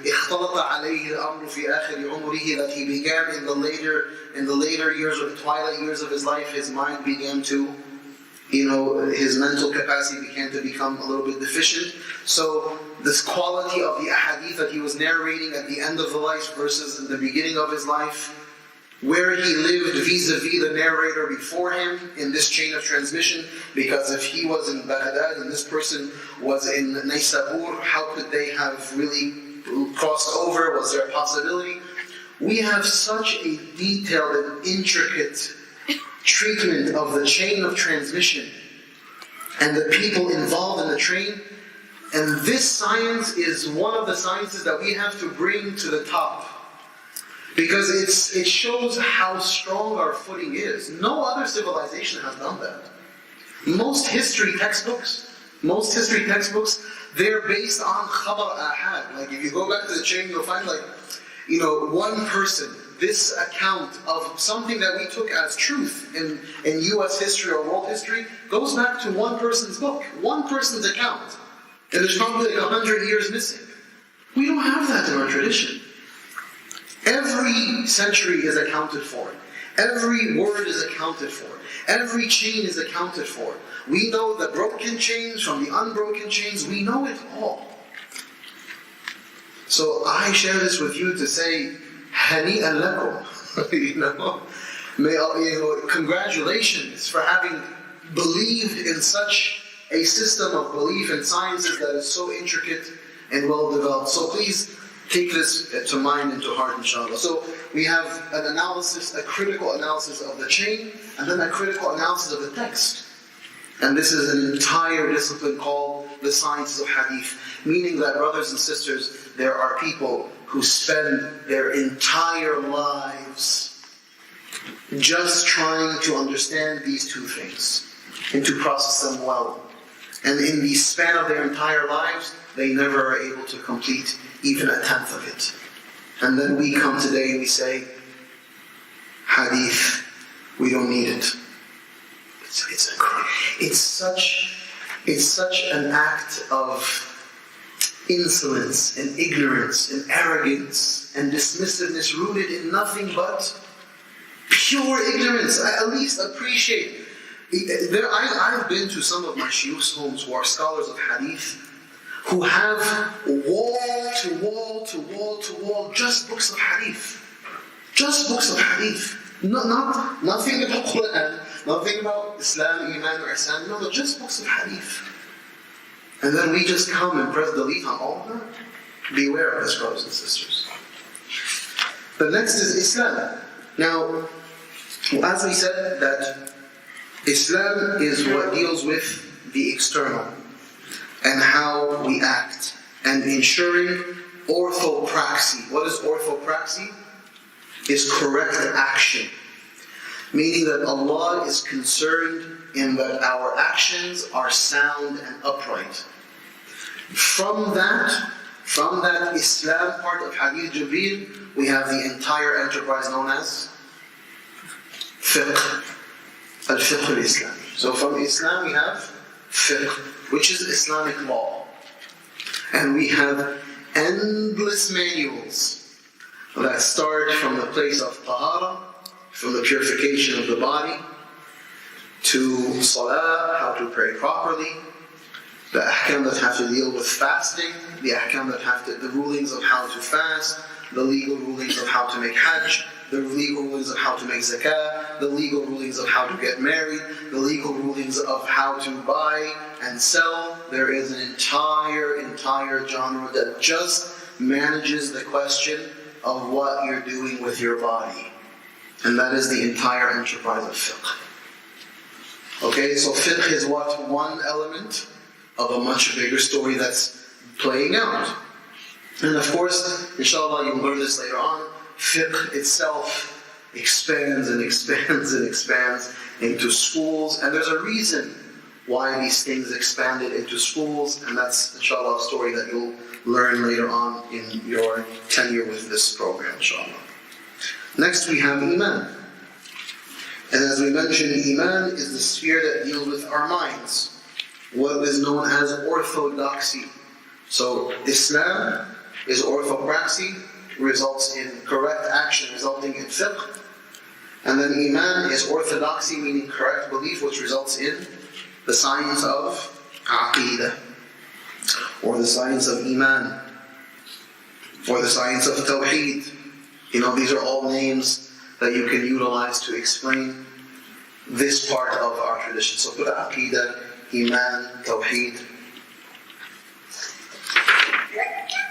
Now, what's important to understand about Iman is that Aqidah, Iman, Tawheed, this is the basics of our belief system, which are, because if you notice, in the Hadith of Jibreel, there was, you testify, you pray, you fast, and so on. And here Allah gave us, in Hadith Jibreel, the Prophet gave us in Hadith Jibreel, and tu'mina billah wa malaikatihi wa kutubihi wa rusulihi, right? He gave us specific Iman. So the books of Aqidah, they tell you, okay, this is your basic belief system. You believe something about it. Usually it's broken up to ilahiyat, nubuwat, sam'iyat.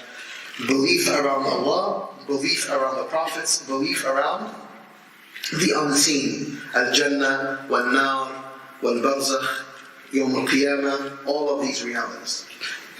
Now, and this is very important to understand, because sometimes we struggle with this. So there's, on the one hand, there are the basic belief systems that we have. But a part of the Islamic intellectual legacy was that on top of what we believed, foundation, fundamentally, the scholars of Aqidah very often were engaged in very heated philosophical debates in their time. Right? Meaning that there were plenty of people, Islamic theology and the Islamic worldview and the Islamic system of belief has always been challenged. And throughout centuries there are always those who would challenge, whether they are the Batiniyah, right? Or they are the Sophists, or they are the philosophers, or. And you'll see there's always this concurrent trend. Islamic belief system, people trying to attack. And so what was produced out of that was an entire genre within the space of Aqidah and Iman and Tawheed, which was called Kalam, which is dialectical theology. Dialectical theology is starting to provide logical proofs for the existence of God, for the existence of prophets, to deconstruct the philosophical claims made against, right? And to respond to those claims, philosophically and otherwise, intellectually and logically. So your Aqidah is certainly pure and it's simple. It's your belief in Allah, the prophets, the books, the afterlife, etc.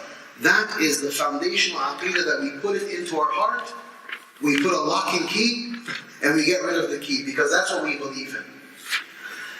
But there will always be, in the process of this, and this is usually not going to be the project of the lay people, but there will always be scholarship that's trying to do what? To compete and combat those impeding philosophies, trying to discredit, to challenge. So today, when we look out in the world today, there are many philosophies that have become the deen of the modern world. The philosophy of liberalism, the philosophy of secular humanism, the philosophy of scientism. All of these have become governing philosophies. And so as Muslim scholars who are involved in the project of the human mind and protecting the philosophical worldview, then we will be in heated debate and negotiation with that reality. But that never alters the foundational belief system we have. Right? So we have the science of Aqidah, Iman, and Tawheed, and then, as call it a defending science, we have the science of Kalam, which is dialectical theology. Is that clear? I just want to empower you with some of this language, inshallah, so that people, they kind of convolute these things. No, it's something is here and something is here. And yes, very often when we're trying to deal with the challenges that we face, especially with our kids who come and ask us questions that could be very challenging, yes, we're going to have to dip into some of this to explain our foundational beliefs. And it's not always easy, right? Our kids are asking us increasingly challenging questions. And society is challenging us, but we have always been equipped to respond. Whether it's to atheism, and by the way, I'll tell you very simply, the atheists of today are the weakest atheists that Islam, as an intellectual heritage, has ever had to deal with. There were much more difficult and sophisticated and complex and more challenging atheists in the past. Right? I can tell you, rest assured. Right? Now, all that requires that we rejuvenate our Islamic intellectual heritage. Right? One of the problems that we have, and Imam Zayd Shakir had said this at one point, is that we don't have one Muslim scholar in the English language that has produced a book to refute the claims of the atheists of today. Whereas in Islamic history, we have hundreds who have responded. But we've left these sciences because we've deleted them from our lexicon. We said, ilm al-kalam, no, that's a bad science. We don't need it. We just need pure belief. Okay, great. We need pure belief. But who's going to respond? The kalamists have always responded. Is this understood? Okay, any questions on this? Yes. I don't know, but they mentioned before that even some scholars that in the kalam you have to stay away from it. It's philosophy, and they're gonna put you in a place where everything's confusing, and that's all. You heard exactly. Yeah. He's mentioning that he grew up with many, or you were around many shuyukh who say stay away from ilm al-kalam because it's philosophy, it's going to confuse you and stuff like that.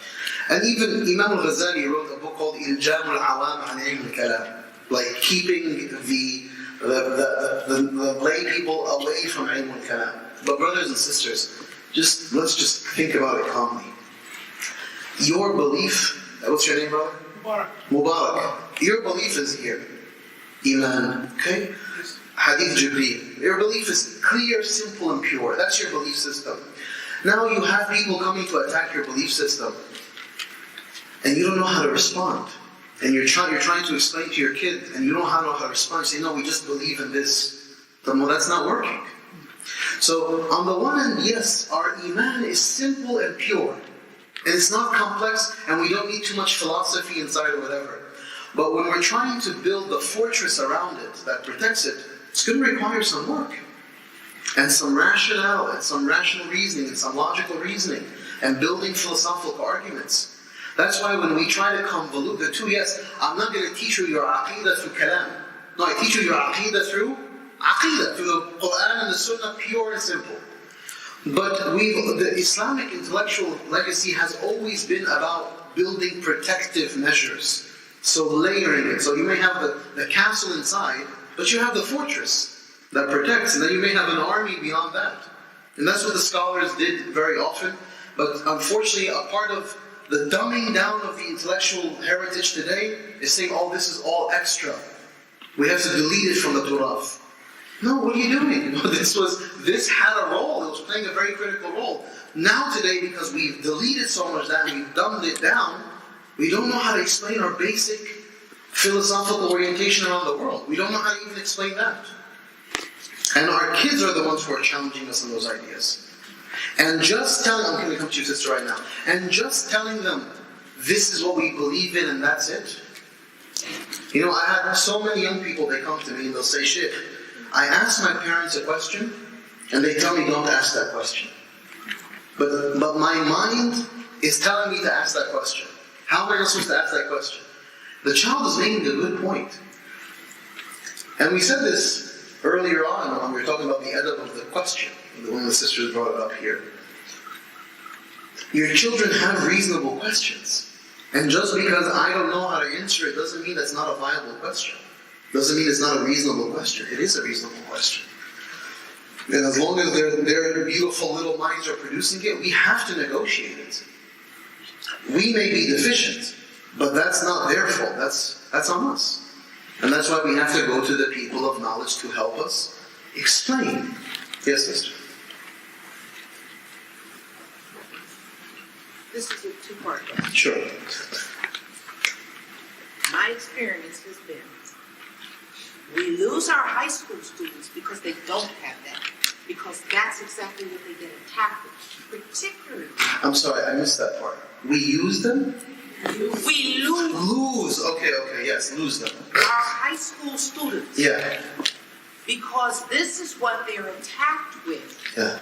Those kinds of questions, particularly in high-end districts. Mm-hmm. Okay? Yeah. Where the intellectual rigor of the high school and the environment they're in produces sharp-minded atheists for non-Muslims. It goes back to what you were saying. We live in suburban districts or whatever it is, we put our children in schools with children whose minds are sharp and they are being fed this and thinking this themselves and challenged are them. So I guess my question is, at what point do we prepare our youth to deal with the level of questioning which begins in middle school and intensifies in high school? Barakallahu feek. Is everyone here what the sister mentioned? Yes. Okay, good. Because you told me yesterday I have to repeat myself, but everyone heard you. So am I clear not to repeat you? Right. Okay, good. Clearly we have a disciplinarian in the room, and I follow discipline. As you can see, I heard adab, so I followed adab right away. No, I think what you're saying is a very critical point, and it's something that goes back to, people always ask me, how do I protect my kids? And we think that protection means what? Like, I'm going to somehow quarantine them. Unfortunately, the pollutants are everywhere. They're most dangerously right here, by the way, even before the school. It's like we unleash the worst possible beast on our children by giving them unfettered access to media, social media, TV. I mean, and some of the stuff that I have heard that's happening in Islamic schools, that's happening in masajid between boys and girls, how they're sending each other lucid and illicit pictures, girls sending naked pictures of themselves to boys, and this is happening all behind the scenes, behind parents' knowledge, because they have the Jadic tools in their hands that they're able to manipulate to cause all sorts of realities. Like, I heard my niece the other day humming a song, and I'm like, what is she saying? So I'm just trying to decipher a few words so I can Google it. And then I Google it, and she's listening. That song was so unbelievably unacceptable. But where is she hearing it? She has her iPod, she has her headphones in, and who knows what she's doing? And she's only 11 years old. So we equip our kids with tools that are extremely destructive. And we don't give them any adab of how to use these things. Right? We give them something to entertain them so that we can shut them up because we don't want to deal with them in the first place. So we're derelicting our responsibilities and our duties, and we think we're going to quarantine them or not. But yes, we can certainly be much more intentional from day one. And I have the absolute conviction that our children, what they need to be saturated in, whenever they're in a Muslim space, whether they are at home, or they're in their school, or in their masjid, they have to be saturated with the love of Allah and the love of Muhammad sallallahu alaihi wasallam. Trust me, it is the number one antidote to dealing with all of the pressures. Because it's a psychological game. It's a psychological game at the end of the day. If psychologically they have this profound love that they experience from their parents and from their teachers and from their mashayikh and a'immah and from their board members and from the people around, then they will have confidence. When you love a child, you're building confidence in them. But very often our kids, they don't feel loved. Dr. Sherman Jackson, many of you may know him from USC. He said this to me once. He said, listen, he said, you better love your daughter and you better show her a lot of love. Because if you don't love her, Tom is going to come and say, oh, look at your beautiful olive skin. I love you with your hijab. And then he's going to shower her with love. And you know where she's going to go? She's going to go to him. Because you haven't loved her enough. Right? Love is and that's what we're going to get to that right now. I'm still just building out the sciences. But because your question is so critical, it's about establishing mahabba and love and awe of Allah and His Messenger sallallahu alaihi wasallam. It's you yourself loving. And it's you yourself equipping your child with confidence so that, yes, when they ultimately deal with challenging ideas, and it's only coming earlier and earlier in the equation, Disney is one of the most dangerous enterprises in our social sphere. Disney is not innocent. This is a multi-billion-dollar corporation. And it brainwashes our kids like no other entity. Right? They have these toxic narratives built in, and by the way, there are entire books written about the Disney effect and how it's programmed our children. What is your standard Disney storyline? The young child, the young boy who just wants to get away from her parents or his parents so they can find themselves. And they're going to go out in beyond the sea or beyond there or beyond here and reject the way of my parents and my... Right? This is very sinister, very nefarious. It's not innocent little dumb characters, cute, and then we go and we spend 20 and 30, and that's why I'll never take my kids to Disneyland or Disney World, with all due respect to all of my brothers and sisters, because I don't want them to be associated with Disney. That's not a good industry. Now, everything in society is telling us Disney kids, Disney. No, I'm not going to trust my children in the hands of a boardroom of a multi-billion-dollar corporation. These things are not innocent, brothers and sisters, they're not. So be very selective and choice about what they're consuming from the youngest of ages. You pick every single thing they watch. And yes, it becomes much more challenging on us, because now, when I'm dealing with my son's age, who's 5, and my daughter, who's about to turn 2, I have to be a lot more creative about how I entertain them. So that, you know what that means? For me and my wife, a lot more work. Yes, we don't have a TV in our home. We don't just turn on the TV and put them in front so he can be quiet. My son Zayd, he annoys us a lot because he's not watching TV. We give him moments where he watches things that we choose on YouTube, and we have paid for YouTube Premium so that he does not see any advertisements. And we turn on what he sees, because the YouTube advertisements are dogmatic in nature, in my opinion. Why is a kid who's watching a dumb little cartoon, okay, having an advertisement show up of the most lewd and disrespectful things? You think that's arbitrary? And some of these YouTube cartoon things, they're built by AI systems. They're AI. They're not and then you'll see very weird and creepy images and faces and actions and weird dance moves. None of this is innocent. So you choose what your child's going to consume, what they're going to watch, how much of they're going to watch. Yes, you know what you have to do? You have to get them out of the house. You have to go and take them on hikes, take them into nature, let them run around. My wife, she's from Ecuador. My wife is from Ecuador. She was born a Muslim in Ecuador, mashallah. Last summer we went to Ecuador as a family, and everything's in Spanish. And we were in her father's village, and it's a farm, and there's no internet access. My son woke up in the morning, and you know where he was? In the field, running around. My father-in-law has dogs on his property. It's not, forget about the shy conversation, whatever, okay? This is a farm, so he has dogs. And so my son is out there on the farm acting like he's like, a shepherd of the masses. As a 4-year-old leading the dogs on the charge through the lands. And subhanAllah, I was telling my wife, I was like, you're looking at him, he spends from the morning until the night outside with the dogs, exploring, getting dirty, tackling the dog, getting bitten by insects, falling on his face. But he wakes up in the morning, you know what he wants to do? He wants to go back outside. We have created a very unhealthy ecosystem for our kids to live in. It's always like enclosed in 4 walls, right? It's very unhealthy to force claustrophobia onto you, keeping yourself in the 4 walls, keeping yourself in front of the screen, keeping yourself in front of the TV. And because we've become lazy, we just resort to that because we don't want to burden ourselves, because we ourselves are exhausted and tired. So it's like, I don't want to deal with this, just go watch TV.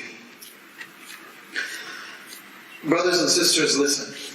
What I'm advocating for is very simple. What I remember when I first started reading seriously, I was in high school. And by the way, the reason I started reading seriously was because of my high school. Because the culture that I grew up in was not one that took reading very seriously. No disrespect to my family or loved ones, but it wasn't serious. But my professors and my teachers were very serious about it. So I'd go Saturday morning to Barnes & Noble to sit down and read. And do you know who is in a Barnes & Noble Saturday morning with their kids reading? Orthodox Jews. They're with their kids as a family sitting together Saturday morning reading. That's excellence. Right? But it takes work, it takes discipline, it takes your willingness to sacrifice. It takes your willingness to reprioritize your life. My life is not about that career. Everyone today is like, what's my career going to be? Who do I want to be? Who cares about you? Just serve, just work. But everything is about me. Everything is about my career. Everything is about who I want to become and what I want to be. And in the process of you thinking about yourself, all of the responsibilities around you are falling down. So you're just disconnected in space, and everything is crumbling around you. We have to be much more strategic. We have to organize our time. We have to be very selective about what our kids watch, what they eat, what they consume. We can't feed them constantly refined things, packaged things, just because some corporation tells us this is what you buy your kids for lunch. That's not what you buy them for lunch. Look at what the Japanese kids eat for lunch and for breakfast. They have raw fish for lunch, and they have vegetables, and they have boiled rice. And what do we have? Processed, refined nonsense, because companies told us this is what we have to buy. Let me stop there because I can keep on going on, but all of this is to illustrate what, sister? Be deliberate, be intentional, make choices for yourself, figure out what that schedule is, stick to it, create an atmosphere for your child to enjoy themselves, to have fun, but to have fun, meaningful fun, wholesome fun, intentional fun. Create an apparatus and a space and an ecosystem that is beautiful and loving. When you talk about the Quran to your children, talk about the Quran with the biggest possible smile. Talk about Allah with the biggest possible smile and the most loving heart. And when you hear the Prophet's name, you kind of melt in front of them. Oh, the Prophet Muhammad sallallahu alaihi wasallam. I love him so much. Have any of you ever said that to your kids? Like melting in front of them, letting you, and then they're like, you see kids, subhanAllah, kids are so beautiful and so innocent, so smart, and if you are a little bit theatrical, what do? Like, so sometimes I like a little overdo with my son's day. And I'll hear the Prophet Muhammad's name. Oh, I love the Prophet. He'll like, what's wrong, Baba? So I just love the Prophet Muhammad sallallahu alaihi wasallam. You know what that does to him? It's like, oh, that love. And I love my father, and I love whatever my father loves. Because as a father, we all know that we have a very small window of time before we're not our kids' heroes anymore. As a father, I'm only his hero until a certain age. And then he flips the script on me. And our elder fathers who know this much better than we do, right? We know that there's only a certain point. But in those years where you have your child's undivided attention, inject as much beauty, love, confidence, care, attention, as much as you can into them. And then inshallah ta'ala, they will become whatever Allah wills them to become. Tayyib. Can I continue? Do I have to break or something? No, we have 20 minutes. Tayyib. Can we just finish this and then we'll continue after Salah? Because I just want to build up everything. So where were we? Yes. So we have Iman now, so the science of fiqh, the science of aqidah, and the science of under ihsan, which is the sphere, as we mentioned, of beautification, seeking excellence, self-discipline, and spiritual cultivation. It is the science of tazkiyah or tasawwuf. Right? Now this is in and of itself an entire enterprise in Islamic history. The enterprise of spiritual excellence, spiritual cultivation. Yes, the word tasawwuf, right, which we've been made to be convinced that that's somehow a taboo word. No, tasawwuf is a beautiful word. I don't care what anyone says, it's a beautiful concept, it's about our heritage. Now, if somehow there is an empty word association between tasawwuf and senseless darwasha, that's not my problem, but that doesn't represent the heritage of tasawwuf and tazkiyah as a beautiful part of our spiritual heritage. The ulama who invested themselves in the cultivation of excellence, right? And we'll talk about some of those ulama if we have time, inshallah. But the likes of Al-Harith al-Muhasibi, right? And Abu Tayyib al-Makki, and the likes of Imam al-Ghazali, and these spiritual masters from the time of the Sahaba, the Tabi'een until today. This is an entire enterprise of spiritual excellence and beautification that we have to be concerned with. If you don't like the word tasawwuf, fine, call it tazkiyah. That's not the point. Don't see, one of the problems in the Muslim community is we become, like I said yesterday, very superficial. Tasawwuf, ooh, that's a bad word. Why is it a bad word? What do you know about tasawwuf? Who taught you that tasawwuf is such a bad thing? On what terms and what grounds? You get what I'm saying? It's not about al-mustalahat. It's not about the terms, it's about the mabna, it's about what is. I don't care about the mustalahat per se, I care about the essence of what that thing is. What is the essence of this space? Isn't it ihsan? It's beautification, it's excellence. Call it tasawwuf, call it tazkiyah, call it batikh, call whatever you need to call it. But be excellent and beautiful. But don't reject something just because someone told you, oh, that's not a good thing. Why is it not a good thing? On what terms? On what grounds? Please, I have a mind. Talk to me. I'm not a dumb person. Talk to me. Explain to me a little bit more. Oh no, because there's a tariqah. What's a tariqah? What's a tariqah? Oh, tariqah. Everyone gets scared. Shaykh talks tariqah. Astaghfirullah. What's a tariqah? What's a tariqah? What is it? What's the evolution of a tariqah? See, everyone's like, look at me, okay, this guy, we're about to lose him. That's fine, like I said, you don't have to invite me back here. Because I speak freely, I speak between what I think is haqq and truth, inshallah ta'ala. Tariqah is a historical development, an established pathway. Are there bad tariqahs today? Oh, there are very bad tariqahs, yes. There are people who do bad things, yes. There are people who do bad things inside of tariqahs and outside of tariqahs. Bad is bad, good is good. What is shar'an sound is shar'an sound. What is shar'an not sound, not shar'an not sound. Right? Do you have to follow tariqah? No, you don't. Those who follow tariqah, mashallah, beautiful. The journey, the point is what? The point is spiritual excellence. And the reasons turuq even evolved and existed was what?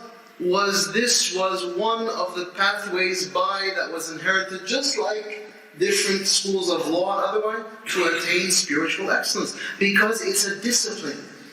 Spirituality is a learned discipline. If I want to be spiritually excellent, I have to have a method and a process and an approach towards spiritual excellence. By the way, I want to be clear, I'm not advocating for or against. If you notice that, I am not saying you should be or shouldn't be. What I'm saying is, don't embrace superficial orientations ever. Right? If we have in our heritage something called a tariqah, understand why that even came to exist. Right? Understand. I'm not telling you to follow Yasir Fahmy. Don't ever follow me, okay? Here, right now, officially recorded, don't ever follow me. Don't ever surrender yourself to me. Don't ever give me bay'ah. I don't want anything from you. But what I want you is to free your mind and to think about, okay, well, why did these things come into existence? Why? This is what I did because I grew up in an environment where Sufi was a curse word. And tariqah was an even worse curse word.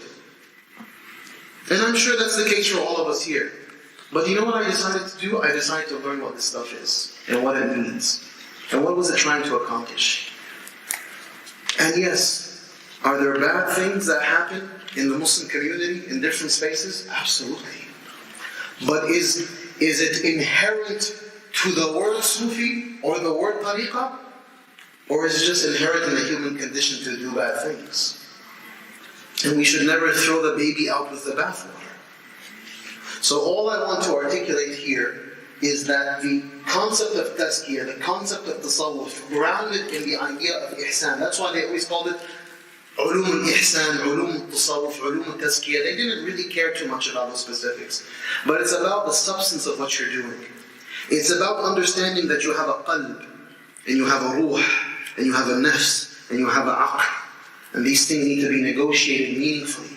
And you have the concept of dhikr, you have the concept of takhliyah and tahliyah, you have the maratib of the nafs, you have stations from going from a nafs al-ammara to a nafs al-radiyah al-mardiyah. How do I do this? How do I do these things? Shaykh, tell me, how do I become spiritually excellent? That's why you have awrad. That's why you have litanies that were developed throughout the centuries. You have a wird that was established that has a sanad and a chain of transmission. So you read these ad'iyah in the morning, you make these afkar. They are rooted in the Quran and Sunnah. And this method was taken by this shaykh in this way. Okay, that makes sense. It's good. It has a sanad, it's established, it's grounded in the Quran and Sunnah. Okay, what's the problem? Where's the fear? Where's the worry? So brothers and sisters, one of the problems with the modernist discourse of Islam is we've turned everything into shi'arat. Ikhwan Muslimin, Salafi, Sufi. Okay, it's a Sufi, a'udhu billah. It's a Salafi, astaghfirullah. It's Ikhwan Muslimin, everything is just an empty title.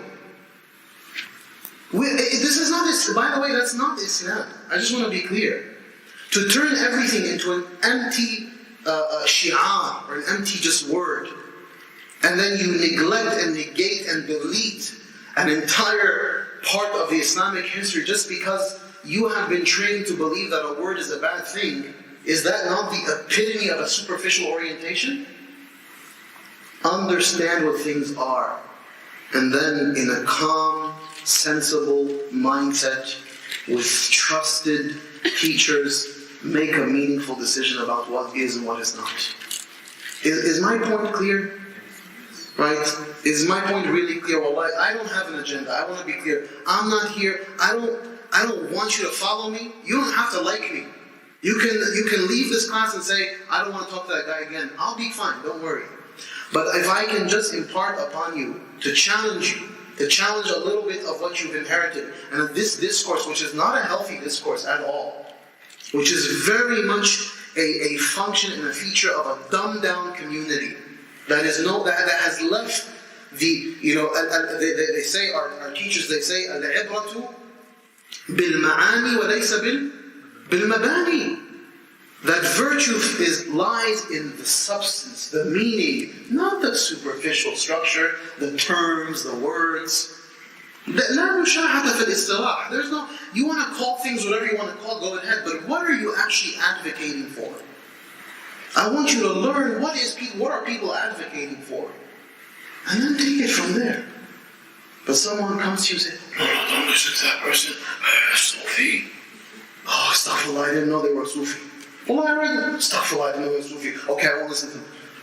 Why is a Sufi a bad thing? What does it mean to be a Sufi? And is that person really a Sufi?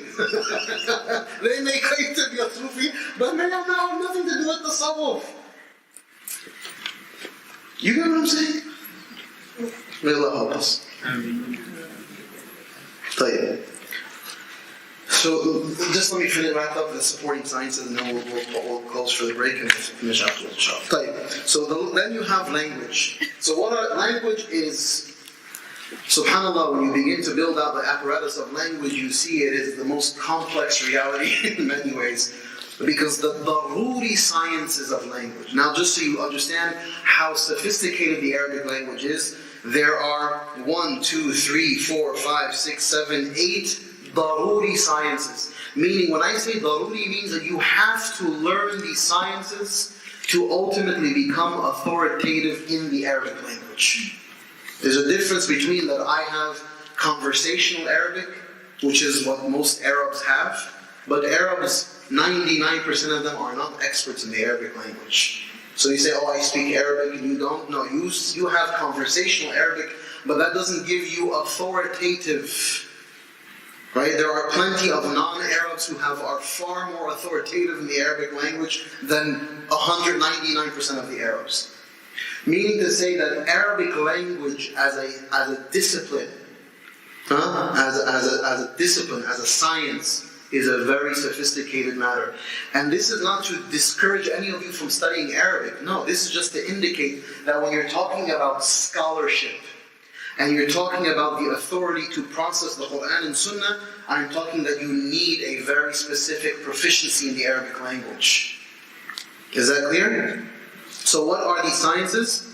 They are sarf, which is morphology, and that deals with the structure of the word and the tenses. Then you have nahu, which is grammar.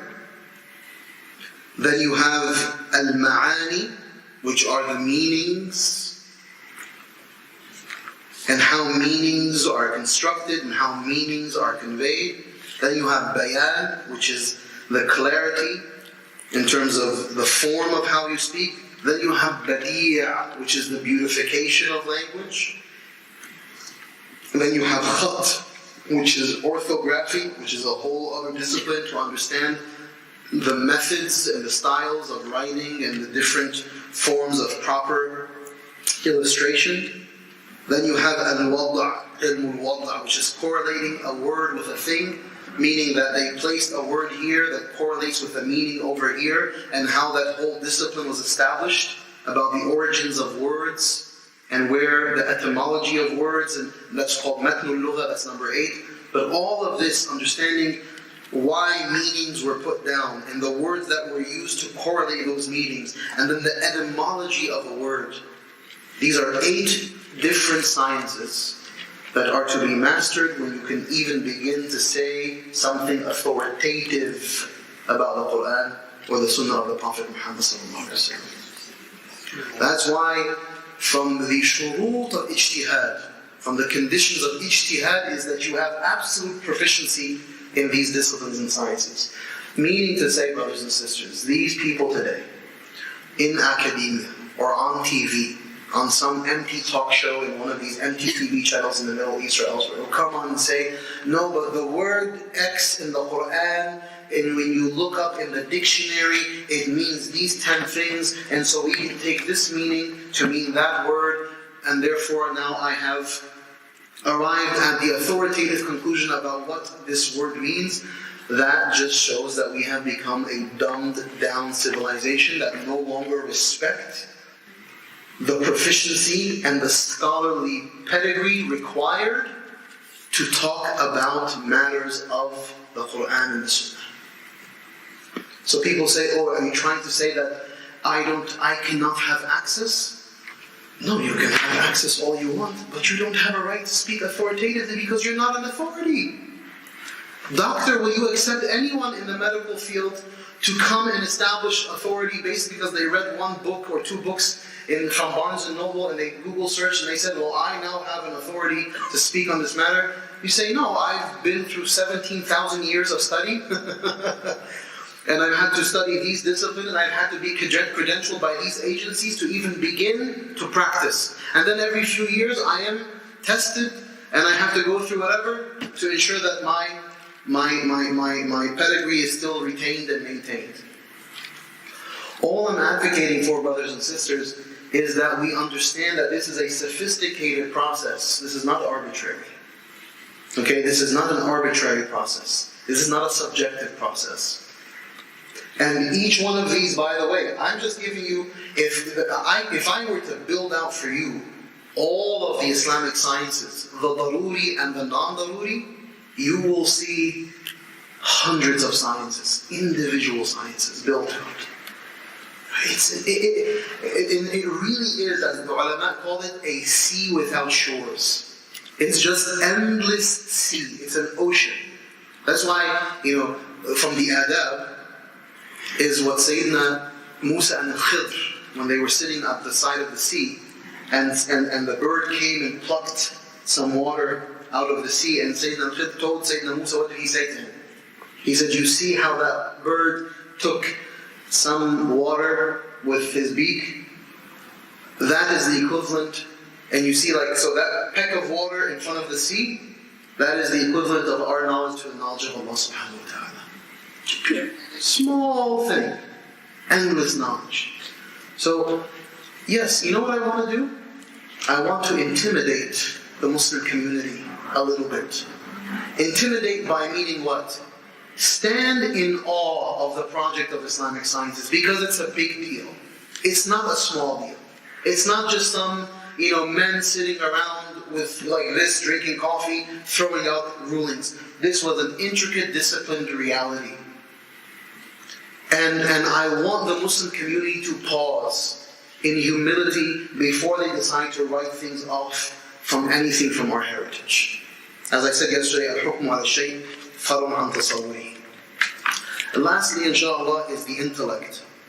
And from the sciences that were established to negotiate the intellect, right? Because this is the human mind and we have it. And some of the sciences that were established around this question is the science of mantiq, logic. And logic, just because that's also another trigger word for people, they think, oh, logic, Western philosophy, bringing into Islam, that kind of stuff. Listen, logic is very simple. If you pick up any of the books of mantiq, when I was in Egypt, I studied multiple books of mantiq. Logic does one thing for you. It just organizes your mind. That's all it does. Logic, it teaches you what is called tasawwur and tasdeeq.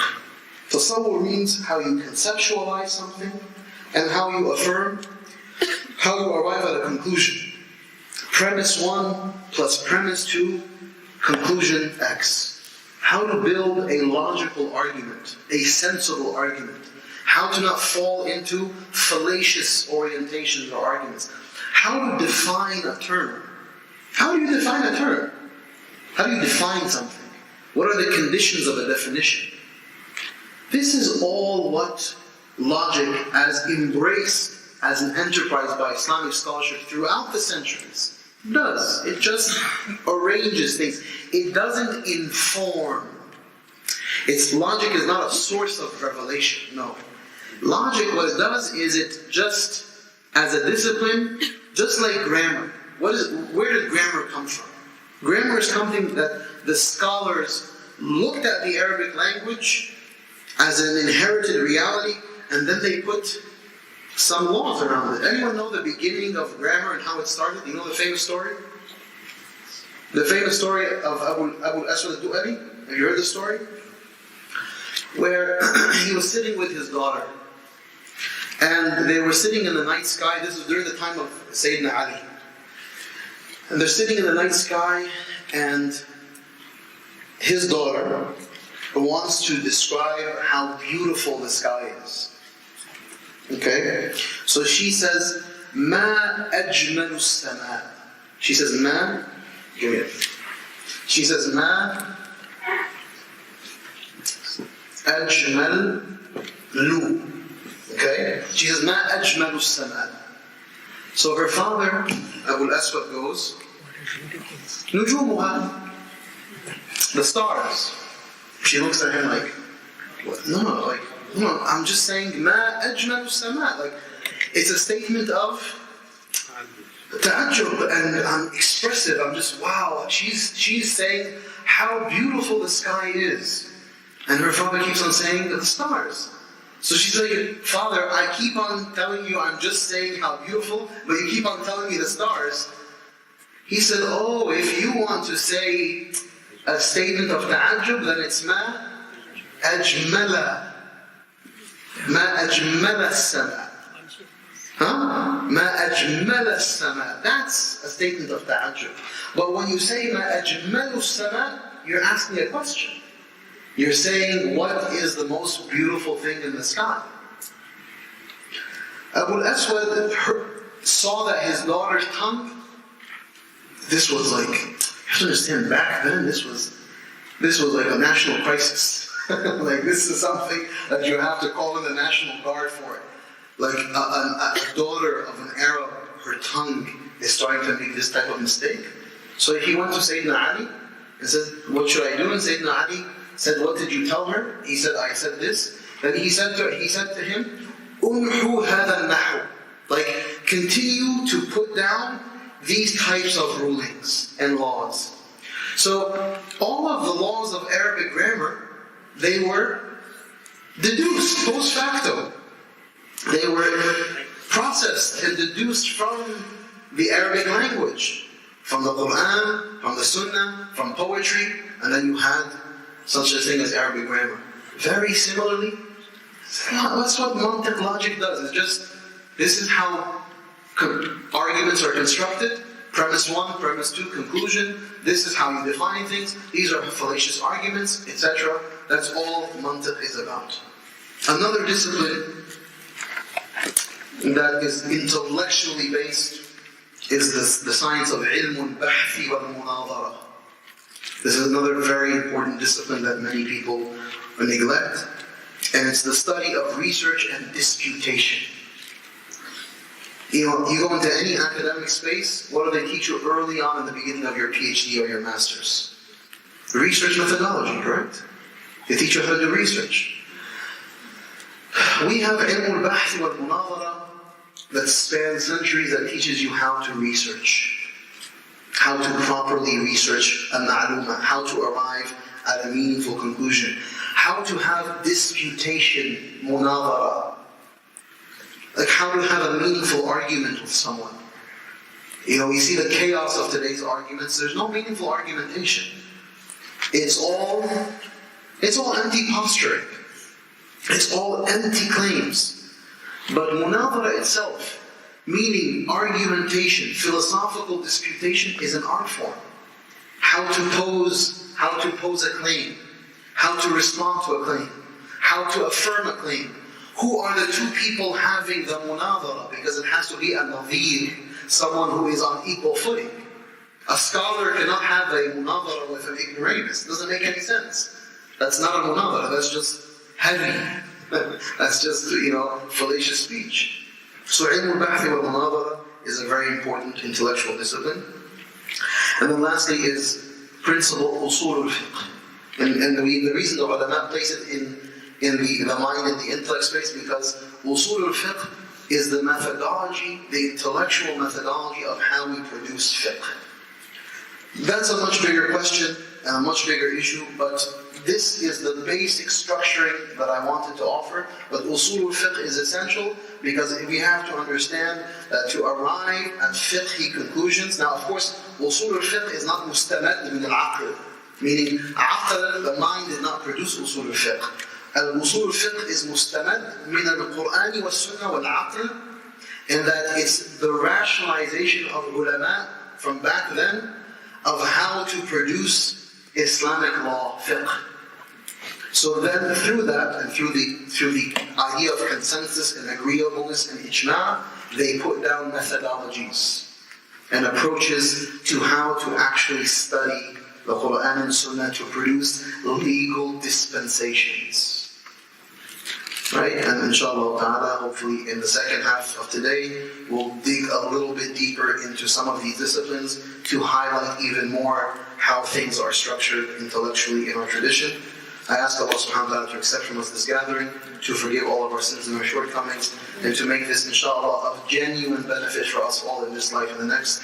Wa sallallahu ala sayyidina Muhammad wa akhiru da'wana alhamdulillah.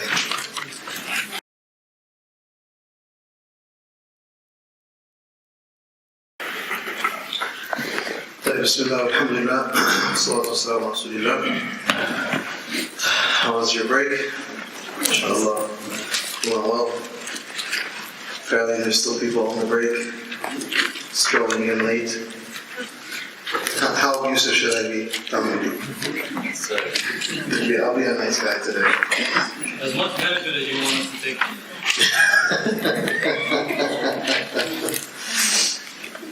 Try to be on time always. So, now, any questions on what we spoke about before we continue? Yeah. You said العبرة بالمباني لا بالمعاني. العبرة بالمعاني لا بالمباني. That virtue is in the ma'ani, the meanings, not in the structures. So, whatever you want to call something, call it. But what are you actually talking about? Okay. Any other questions? Yes, sir. Well, we have some time. You're waiting for other people. Can I ask you a question? I'm not waiting, but you can ask, but I'm not waiting for people. I'm continuing. Just a little question. Sure. What is the difference between kafaru and kasabu? وَالَّذِينَ كَفَرُوا وَكَذَّبُوا بِآيَاتِنَا. Yeah. Kafaru means to hide the truth. Okay? So, literally the word kafara comes from the farmer is a kafir, technically speaking, someone who covers, so puts dirt over. So, the kufr is when I cover the truth. The takreeb is when I belie. I say this is a lie. This is not truth. Kufr is I know the truth and I cover it. Takreeb is I say this is not the truth. This is a lie. Those are the subtle differences, inshallah. Yes? So we spoke to Aqidah of kids some questions about that. Yeah. But sometimes you really answer them the right questions, so the questions they keep going, and especially stuff like jihad or nuzul or Where is Allah and how is Allah? so And how old are these kids?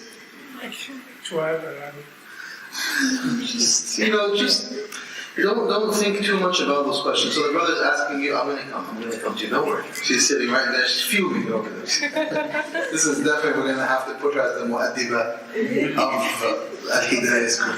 She's like, may Allah bless you. She has hirs. She has keenness. She wants to know. The brother's asking about, sometimes we talk to these kids and we, they ask questions. And they ask questions and they keep on going, and it's about Allah, and where is Allah, and how is Allah, and how does He come down, or how are these kind of things.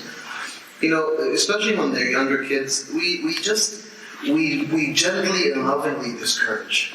And our kids, they always, because they have creative minds. Now we don't want to stifle those minds, like we don't want to shut them up, but we also don't want to encourage something that's not going to be a benefit to them. So you try to just, it's like a ploy. You try to like move them away from this gently and lovingly. Like I tell my son, oh, Allah is the best, Allah is the biggest. He said, oh, Allah is the biggest, and is Allah bigger than, the earth? Yeah, Allah is bigger than the earth. Oh. No, but then he starts asking all this, and then he starts getting into problematic, things. I was like, oh, Allah is just the best. And I love Allah so much, and here's why I love Allah, and I kind of exit. And I take him into some other world where he becomes distracted, also about Allah, but into another place. And so it's just, this is just tactics of tarbiyah. You don't have to, especially when the kids are younger, you don't have to try to give them something so rationally understood that they say, oh, okay, that makes sense. No, you don't. That's not always child psychology. Right? Wallahu a'lam. Yeah. In regards to the sciences, yeah. Should a student, depending on the teacher, should a student go through the supporting sciences first or the objective? We're going to get to that, inshallah. How do you? So I'm just mapping it out. We're going to talk a little bit at the end about how to actually approach this, because this structure that I'm illustrating is just so that you have it. Now, how this will be tackled depends on who's tackling it. If someone is now actually trying to go on the pathway of talab al-ilm and go on the scholarly path, then there is one manhaj. If someone is saying, I'm just trying to be more informed about my deen, that's a different approach, different manhaj. You may fill in bits and pieces of this, but not the whole structure, right? But certainly there is a methodology, certainly there is an approach, and we'll touch upon some of that inshallah. Now,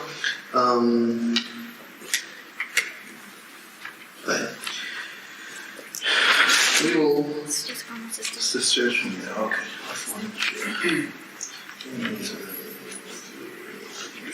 الصوفيين وما الفرق بينهم بين السنيين الصوفيين والسنيين. هل هناك جواب قصير يوضح الفرق، لأنه يرى كيف يعامل الشيخ الصوفي كأنهم يعظمونه أكثر مما. So this question is about, this apparently a child who's asking what's the difference between a Sufi and a Sunni. And sometimes we see the way in which Sufis, they treat their mashayikh and things like that. First off, Sunni is a mustalah that is mustahdath, that just refers to someone who follows Islam, follows the Quran and the Sunnah. Now, a Sufi is a Sunni. A Sufi is not, a Sunni, everyone's a Sunni. You believe in the Quran, you believe in the Sunnah, and you try to follow the Quran and Sunnah, you're a Sunni. That's it. Or if it's Sunni vis-a-vis Shi'i, that's one thing. So a Sunni, these are just terms that have come to describe people and categories. But a Sunni is anyone who's a Muslim and who submits to Islam as the inherited tradition of the Quran and Sunnah, the way of the Quran. That's a Sunni, if you will. And certainly, a Sufi is a Sunni. Right? A Sufi, even as a term, is a Sunni. They're not outside of the fold of Sunnism. And it's not a firqa, it's not some sort of a group or a branch or, just some sort of outside. No, it's part of Sunni Islam, 100%. Now, this question of, we see Sufi shuyukh and how they're honored and whatever. Listen, inshallah, we don't have time, but one of the chapters in here talks about how you treat your mashayikh and how you treat your teachers and the adab that you have with your teachers and the adab you have with your mashayikh. And that's certainly from our tradition. There's no doubt that we respect our mashayikh, we respect our teachers, we respect our elders, and we have adab with them. And we respect them, and we honor them, and we tend to their needs, and etc., etc., etc. Now, the question of ta'zeem, having an exaggerated reverence, potentially, and to turn the shaykh into a prophet, or into someone who is ma'soom, someone who cannot make a mistake, and that type of exaggerative orientation, that's blameworthy. Right? that doesn't contradict reverence and respect. Your shaykh is someone you respect, you honor, right? You speak with distinction, you give them deference, you learn from them, you humble yourself with them. All of that is experientially, logically, spiritually, socially acceptable. There's no haraj there. Now, the idea of revering people in an exaggerated form, it's not unique just to the Sufis. It happens in Salafi circles, it happens in Ikhwani circles, it happens in all circles. When you take someone and you exaggeratively put them on a pedestal. We do that even with leaders of states, like countries. This president, oh, this is the Amir al-Muslimin, or he's the Amir of the Mu'mineen. No, he's not the Amir al-Mu'mineen, he's a president. He's not the Amir of the Mu'mineen. He's a political actor, he's a president, that's it. I don't need to, no, but this person, everything they touch turns into gold, and they're a master or whatever. And we just exaggerate, So it's a part of, once again, the human nature. I don't want to, specify this to any one group. No, wait. So sometimes do people, turn their shuyukh or their leaders into something they're not, and do they exaggerate? Yes. But the alternative is not to dismiss and belittle and disrespect, and to say, oh, this is just a man, or this is just a woman. This is not someone that I should have any reverence or respect for. No, you should have respect and reverence for your teachers. So it's not either or. Just don't exaggerate. Don't say that your shaykh cannot make a mistake. No, your shaykh is a human being, and your shaykh can make a mistake. That's very reasonable. That's why Imam, from the greatest of the mutasawwifa of the past, Shaykh Abdul Qadir al-Jailani, he says, if you see the man يطير في الهواء ويمشي على الماء, you see them, their karamat are of such standing that they're flying in the sky, or they're walking on water, put their actions in accordance with the Sharia. If it contradicts the Sharia, then they are nothing but a charlatan. That's it. Someone who is exhibiting super fantastical whatever, it doesn't, so that's just, he's indicating that anything that's outside of the fold of the Sharia, of the Quran and the Sunnah, and the way and the heritage and the inheritance of the ulama, then we say that action is wrong. So if you come and you say to me, my shaykh does not make a mistake, I say, I'm sorry, you're mistaken. Because your shaykh is a human being and he makes mistakes. Al-Ma'soom is who? Muhammad sallallahu alayhi wa sallam. Imam Malik, what did he say? كُلٌّ يُؤْخَذُ مِنْ كَلَامِهِ وَيُرَدْ إِلَّا صَاحِبْ هَذَا الْمَقَامِ. Sayyidina Muhammad sallallahu alayhi wa sallam. Every single person, you may take something from them and you may reject something from them, except the one who resides in this maqam, and that is the Prophet sallallahu alayhi wa sallam. So does that clean? Okay, inshallah. More questions? Okay.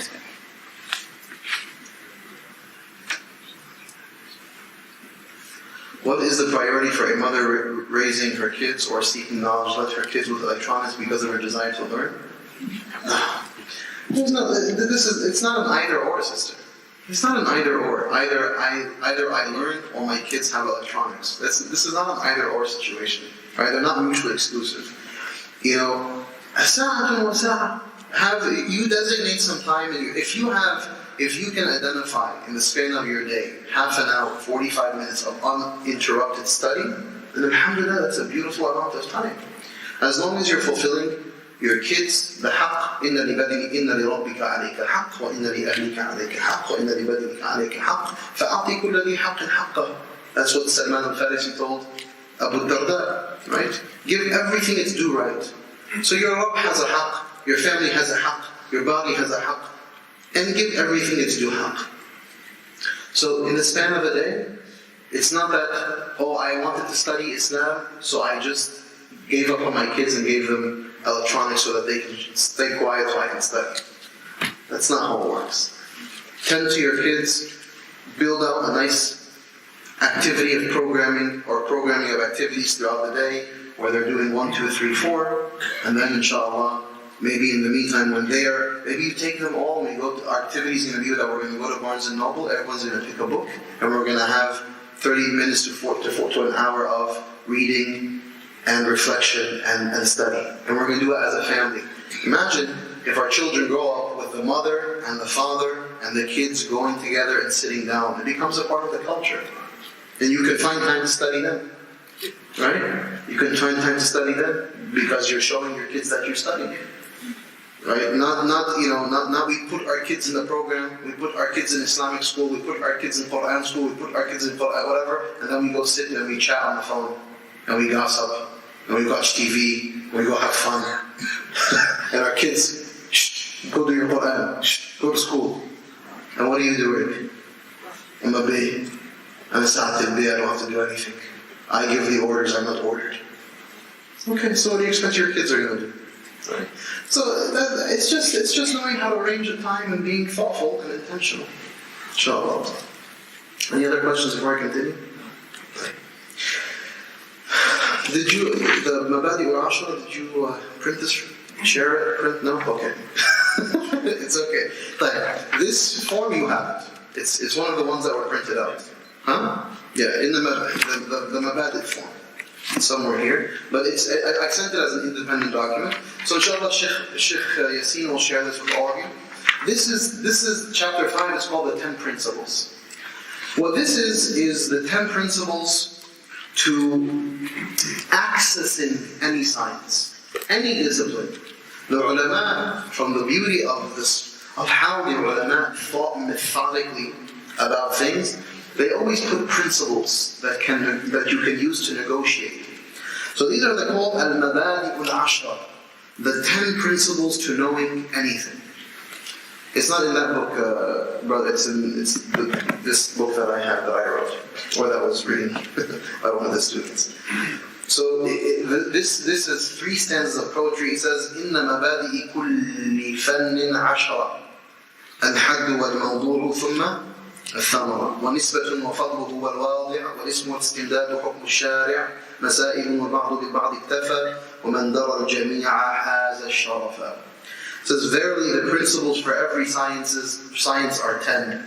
The definition, the subject, then its fruit. So the fruits of that subject.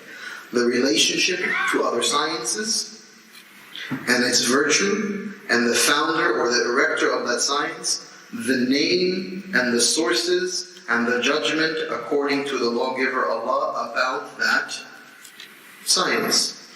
The issues or the questions that science is trying to answer, and some satisfy themselves with a part or something of it, and the one who knows them all acquiring excellence or honor.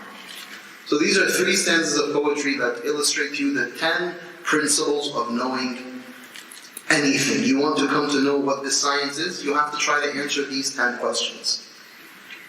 So as I said, al-had is the definition. The definition brings together all aspects of a thing and excludes everything it is not. And usually there are 3 types of definitions to most of our disciplines in our sciences. There's a definition that is lughawi, so how do you linguistically define a term? What is the conventional definition of a term? So how has it been defined conventionally? And then there is the istilahi, the technical definition of a term. So I'm gonna apply this to one discipline right now, to show you what it looks like.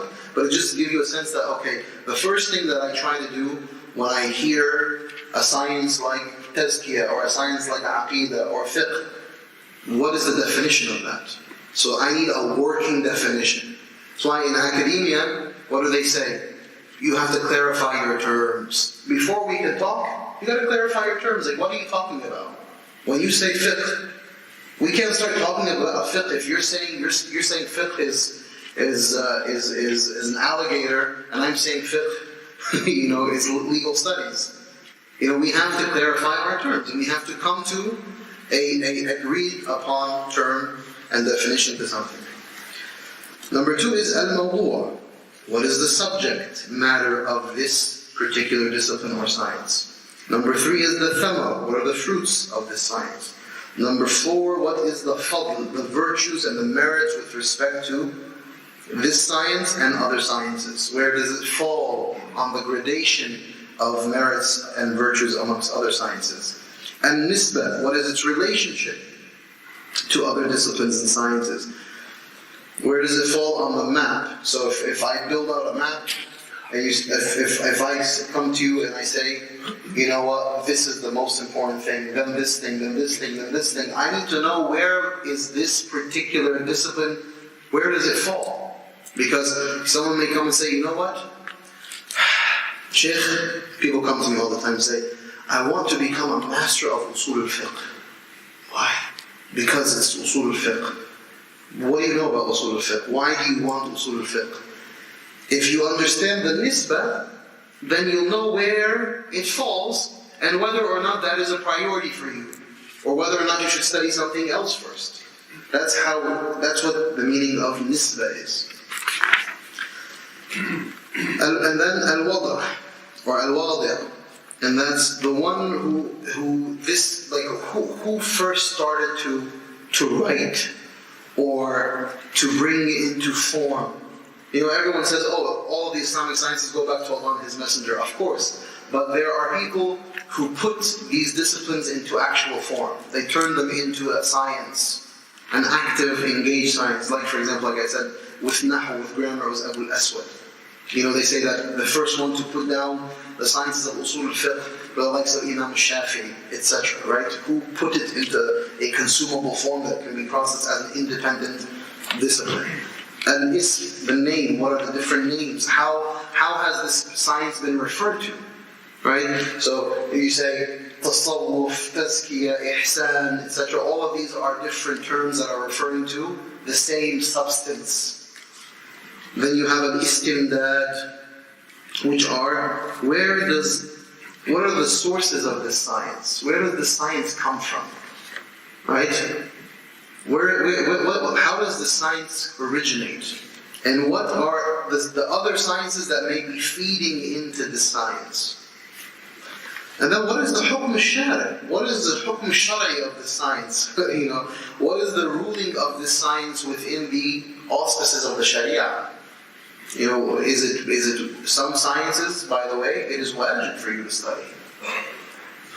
You know, there are certain things. In the Ta'lim al-Muta'allim book, in the second chapter, or in the first chapter, it talks about that. It talks about what are the things that are obligatory for you to study.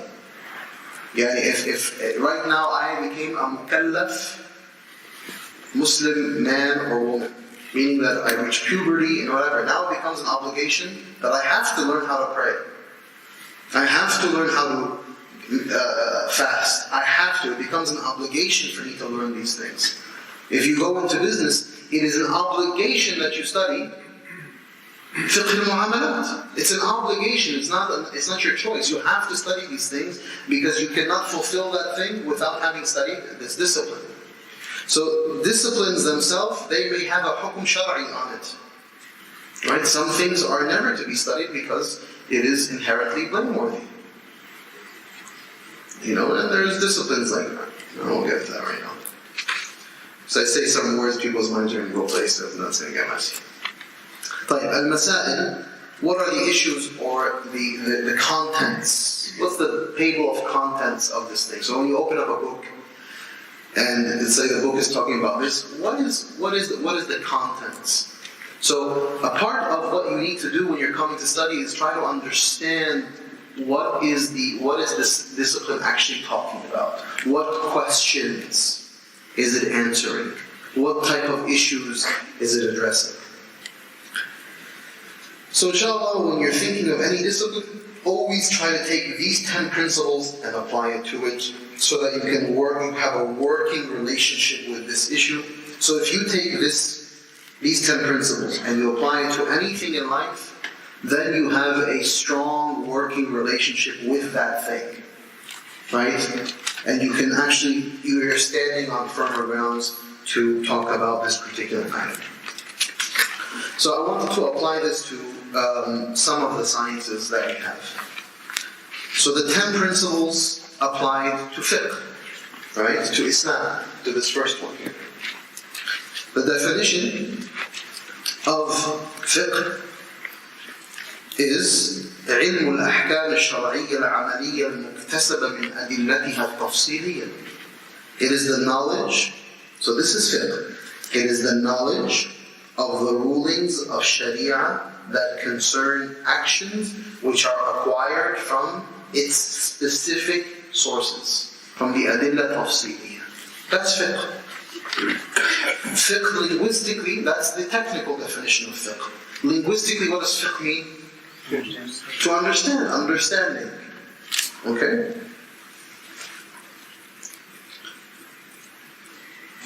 So if you notice that the word choice is very particular, this knowledge is one that is acquired.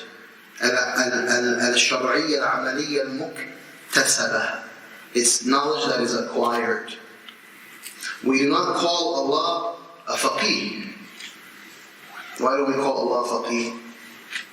He doesn't acquire. Because Allah does not acquire knowledge. Allah is al-alim. Right? We do not call the Prophet ﷺ a faqih. Because the knowledge was revealed to him. The knowledge was revealed to him. So when you have to engage in the process of iktisab, then when it becomes muktasaba, it becomes acquired, then you are considered a faqih. So these are just, by the way, I can spend, without exaggeration, the next 3 hours talking about the definition. And I'm not joking. I can literally talk about the definition of fiqh, the different definitions of fiqh that have been given, how they have been structured, why the ulama defined it this way. I can, without any pain, go through 3-4 hours of this. I'm just giving you subtlety so that you can, inshallah, appreciate. What is the mawdu'a of fiqh? What is the subject of fiqh? The actions of those legally obligated to act. So what is the subject matter? It's with regards to the actions of the mukallaf. أفعال المكلفين.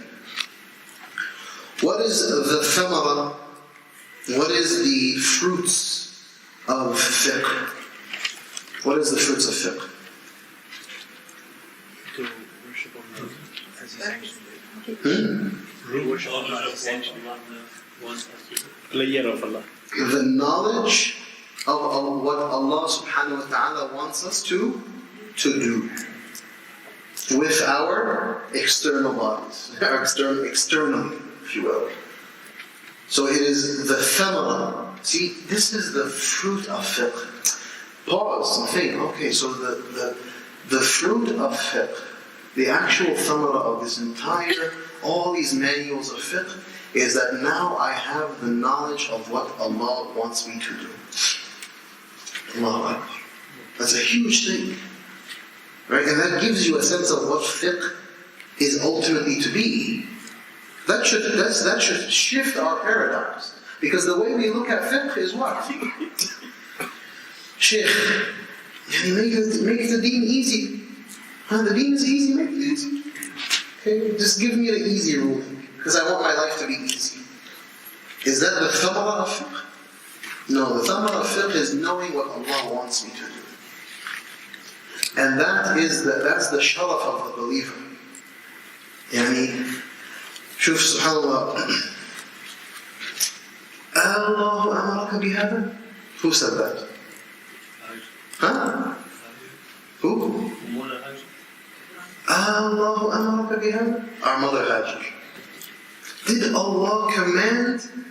See, here is a husband who is taking his wife and his child to the middle of the desert, the barren lands, doesn't even know how to speak of how much pain he's in, that he's leaving his wife and his son, and he's walking away, and his mother, his wife Hajar, says to him, Allahu amaraka bihada? Is this what Allah commanded you to do? He said, no. She said, then idhab fa'idha la yudayya'na Allahu abada. Then go, Allah will never lead us astray. Allah, what a beautiful heart. What a beautiful heart. See, I mean, that's a woman. The story of Mecca, wallahi, is the story of Sayyidah Hajar, a giant who had such beautiful conviction and trust in Allah. Did Allah command this of you? Go. Go, idhab. She said, go, let's go. Allah will take care of us. This is all I need to know. You see, if each of us, if we orient ourselves by saying, Allahu amarani bihada, is it Allah who commanded me to do this? Fine, how? Okay, I'll do it. All I need, that's why our Mashaykh would say, all we need to know is that this came from Allah. The only thing I need to act upon something is that I have the sihha of the sanad. That I know this comes from Allah. If this comes from Allah, سَمِعْنَا وَأَطَعْنَا آمَنَ الرَّسُولُ بِمَا أُنزِلَ إِلَيْهِ مِنْ رَبِّهِ وَالْمُؤْمِنُونَ كُلٌّ آمَنَ بِاللَّهِ وَمَلَائِكَتِهِ وَكُتُبِهِ وَرُسُلِهِ لَا نُفَرِّقُ بَيْنَ أَحَدٍ مِنْ رُسُلِهِ وَقَالُوا سَمِعْنَا وَأَطَعْنَا. That's the disposition of a prophetic orientation. I hear, I obey. There's a khutbah that I've given, it's called the spiritual philosophy of surrender. I want you to go find that khutbah about the concept of what does it mean to surrender, and why is for us the idea of surrender so fundamental to who we are. Because yes, in the landscape of ideas today, we fundamentally believe objectively about the honorable disposition of being people who lovingly, through choice, surrender to Allah subhanahu wa ta'ala. And I want us to find dignity and honor and confidence in being a people who surrender. قَالُوا سَمِعْنَا وَأَطَعْنَا. That's the way of the prophets. We hear, as long as what we're hearing is sound and valid and authenticated through a process, then I obey. So that's the thamara.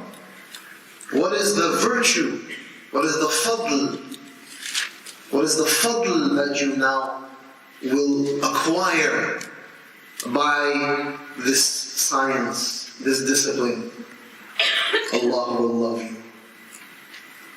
By following what Allah commanded, we have a way to not be ruled by our desires. When the fadl, the actual virtue, is that now I have fulfilled the requests of Allah, which will beget what? The rida of Allah. I'm going to now have that Allah is pleased with me. And I have showed Allah that I will surrender to Him over myself and over the shaitan. That is the most beautiful state I can be in. You see how just beginning to process this in this way, it starts to unlock doors of what these things are in the first place. I want you, the next time you think of fiqh, I want you to think of these things. Because when you put your study of fiqh in this paradigm, trust me, when you start going through the fiqh manuals, there are going to be some things that challenge you big time. Because they rub very abrasively against the common sense and the status quo of today. Some of the things in the fiqh manuals will be very jarring to us, especially our modern sensibilities. But if we have this disposition, then we're looking at it very differently. It's not about my sensibilities, it's not about my subjectivity. I need to know what Allah wants, and all I want to get out of this is that He's pleased with me as His servant. Al-Nisbah, its relation. Al-Fiqh is a direct product of the Quran and the Sunnah. Right? So you have the fuqaha of the companions. Sayyidah Aisha was a faqihah, was from the 7 fuqaha of the Sahaba. Sayyidah Aisha, Sayyidina Umar, Sayyidina Abdullah ibn Abbas, ibn Mas'ud, these were the fuqaha of the Sahaba. Right? So these were the people who iktasabu, they acquired the knowledge of fiqh from the Quran and the person in the Sunnah of the Prophet Muhammad sallallahu alaihi wasallam. The founders, and I'm not going to spend much time because you're going to have an entire weekend about this, but obviously fiqh starts with the Prophet Muhammad sallallahu alaihi wasallam, the legal readings of what we do, then the Sahaba. Like I said, there are the 7 major fuqaha, from them Aisha, Ibn Umar and others. Then you have the Tabi'een. Then you have the beginning of the codification of the fiqh manuals, all having been reduced into these fundamental 4 schools of the Ahnaf and the Malikiyya and the Shafi'iyya and the Hanabila, and so on and so forth. And it's just important to note that, brothers and sisters, these 4 schools of fiqh, and this is the one piece of nasiha I want to give in this regard. These are the 4 schools of fiqh that the entire ummah, after distilling and synthesizing and processing, has what they call a sawadul a'zam of the ummah of Muhammad sallallahu alaihi wasallam. They have come and distilled everything and have arrived at these 4 schools of law as being the primary schools of Islamic law. Right? And this is something that we have to once again carry as a badge of honor and appreciate the vastness of what that means. Because when you're talking about the school of the Ahnaf, not just a person, it's not just Imam Abu Hanifa, it's an entire school of fiqh. The school of the Malikiyya, the school of the Shafi'iyya, the school of the Hanabila. These are entire schools that cover entire regions, that have thousands and thousands of scholars in each one of these schools, that have processed intricately from the aqwal of the first, and then built out into texts and mutun, and then shuruh, explanations of those texts, and then tahqiqat of those explanations. Then you have addendums onto those explanations, and taqrirat, commentary on those addendums, on those explanations. It's an entire enterprise. So it's a very sophisticated one. And yes, there have been many fuqaha who have status of ijtihad in our history, but the ummah of Muhammad sallallahu alaihi wasallam fundamentally agreed upon these 4. And this became the status quo, by the way, of every major learning institute in Islamic history. Whether you go to Zaytuna, not the Zaytuna in California, the original Zaytuna, the Qarawiyyin, you go to Al-Azhar, you go to the subcontinent, all of these were the established 4 schools of law. And we have no need to divest ourselves of these schools. Why? Why do we discredit and divest ourselves of the schools that have been established over 14 centuries and that are extremely relevant and very viable with their usul, with the asl of the madhab? The usul of these madhab, these are what keep them relevant throughout time and place. And inshallah, hopefully the brother or the shaykh who teaches this or treats this will treat it with a lot more nuance and detail. Bi'idhnillah. The name is Al-Fiqh Al-Islami. Al-Istimdad, right? What is the source? It is mustamad min Al-Quran wal-Sunnah wal-Ijma' wal-Qiyas. So what are the sources? Where does this fiqh come from? It comes from the Quran, it comes from the Sunnah, it comes from Ijma', which is scholarly consensus, and it comes from Qiyas, which is legal analogy. Now, Usul al-Fiqh as a discipline, inshallah, perhaps it will be treated at some point, at least at a high level.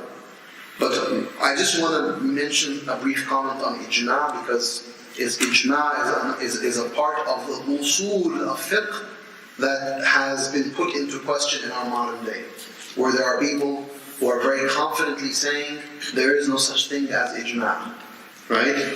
And Ijma' is just a farce. No. Brothers and sisters, Ijma' is the fortress that has always protected the Quran and Sunnah. That's what the ulama have told us. That ijma is the fortress that protects the Quran and Sunnah. Let me give you a very evident example. The Kaaba that we see. What is the fundamental source that tells us that the Kaaba, the one that is in Mecca today that we make tawaf around, that is the Kaaba from the time of the Prophet ﷺ, and that's the Kaaba that you're supposed to be making? It's ijma'. What is the absolute categorical source that tells us that the 5 prayers that we're supposed to be praying every single day, Fajr, Dhuhr, Asr, Maghrib, Isha, that these are the 5 prayers? It is ijma'. What ijma' means, it is the overwhelming, undeniable, categorical acceptance and consensus of ulama who have said that this is what the case is. That applies to all the foundational elements of our religion. Right? If someone comes today and starts to theorize you don't actually have to pray 5 times a day, you only have to pray 3 times a day, because if actually you read the Quran, what does it say? It says, it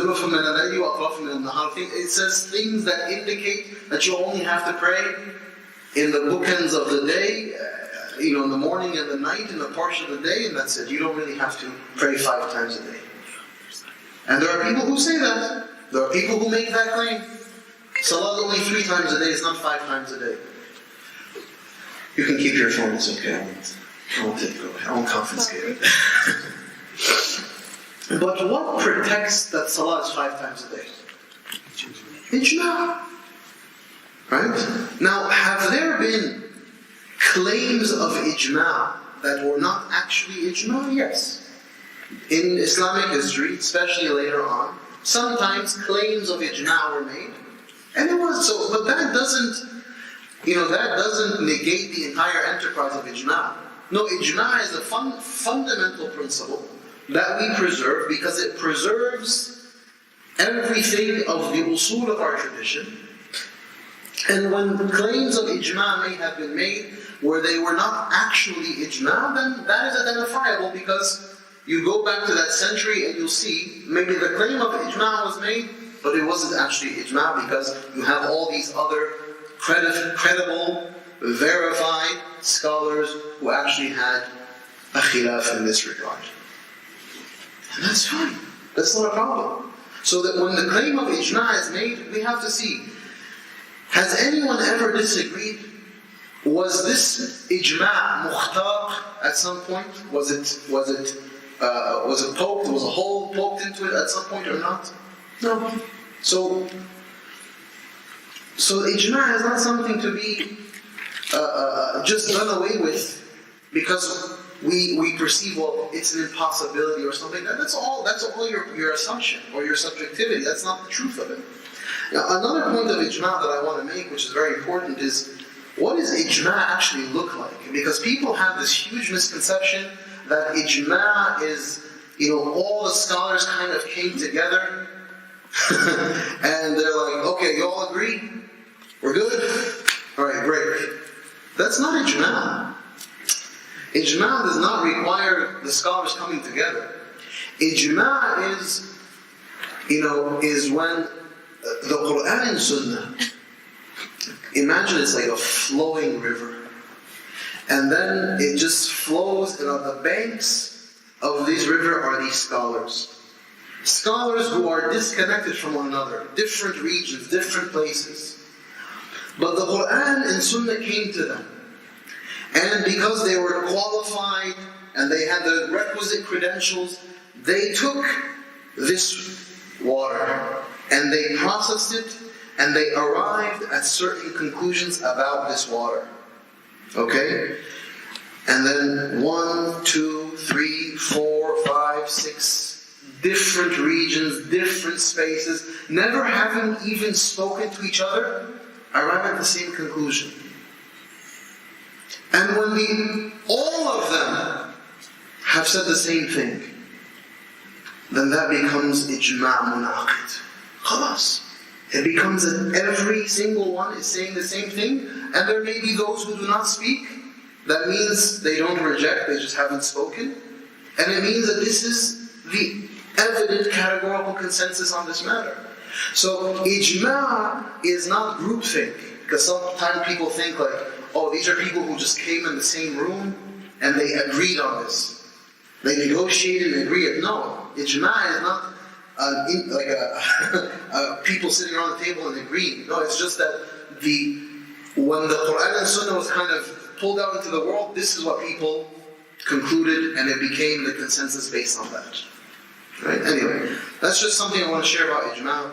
And inshallah, hopefully in the future, you'll have more time when you study usul al-fiqh to dig deeper into the concept of ijma'. What is the hukm al-shara'? What is the legal ruling on studying fiqh? Studying fiqh is, without a doubt, aspects of studying fiqh are fardu ayn ala kulli muslim. That studying al-fiqh with regards to tahara, purification, salah, prayer, zakah, sawm, these things, this is a legal obligation on every Muslim. Meaning, if you don't study these things, then you are sinful. That's your independent responsibility. So you go to Shaykh Ja'far, you go to Shaykh Yasir, you say, I have a fard ayn on me, and that is to study these matters of fiqh. Please help me study them. Right? So you have to know al-hukm al-shar'i in these matters. And that's it. There are aspects of fiqh that are fardun ala al-kifaya. For example, how to pray janazah, and how to wash a body, and how to lead janazah. That's, as long as a percentage of the ummah is doing that, then inshallah, we're all safe. But there are aspects of fiqh that become independently, each and every single one of those are independently responsible for fulfilling. And then the masail, the contents of fiqh are, as I mentioned in my intro, they are all the acts of worship and submission that we do, from the 5 pillars of Islam that we know, to marriage and divorce, to social, economic and political matters, crime and punishment, the hudud, right? All of these things, they are matters of fiqh that are studied within the, if you open up any fiqh manual, especially the more advanced ones, you'll see the breadth and depth of what is studied from a fiqhi perspective. Any questions on this? Yes? Can you mention the fadl? The fadl are the virtues, and that is that Allah subhanahu wa ta'ala loves you, that you will beget the rida of Allah subhanahu wa ta'ala by the fact that you're following His commands, you're surrendering to Him, and you are not surrendering to yourself or the shaitan. Yeah. So, let me just see something real quick before I continue, because I want to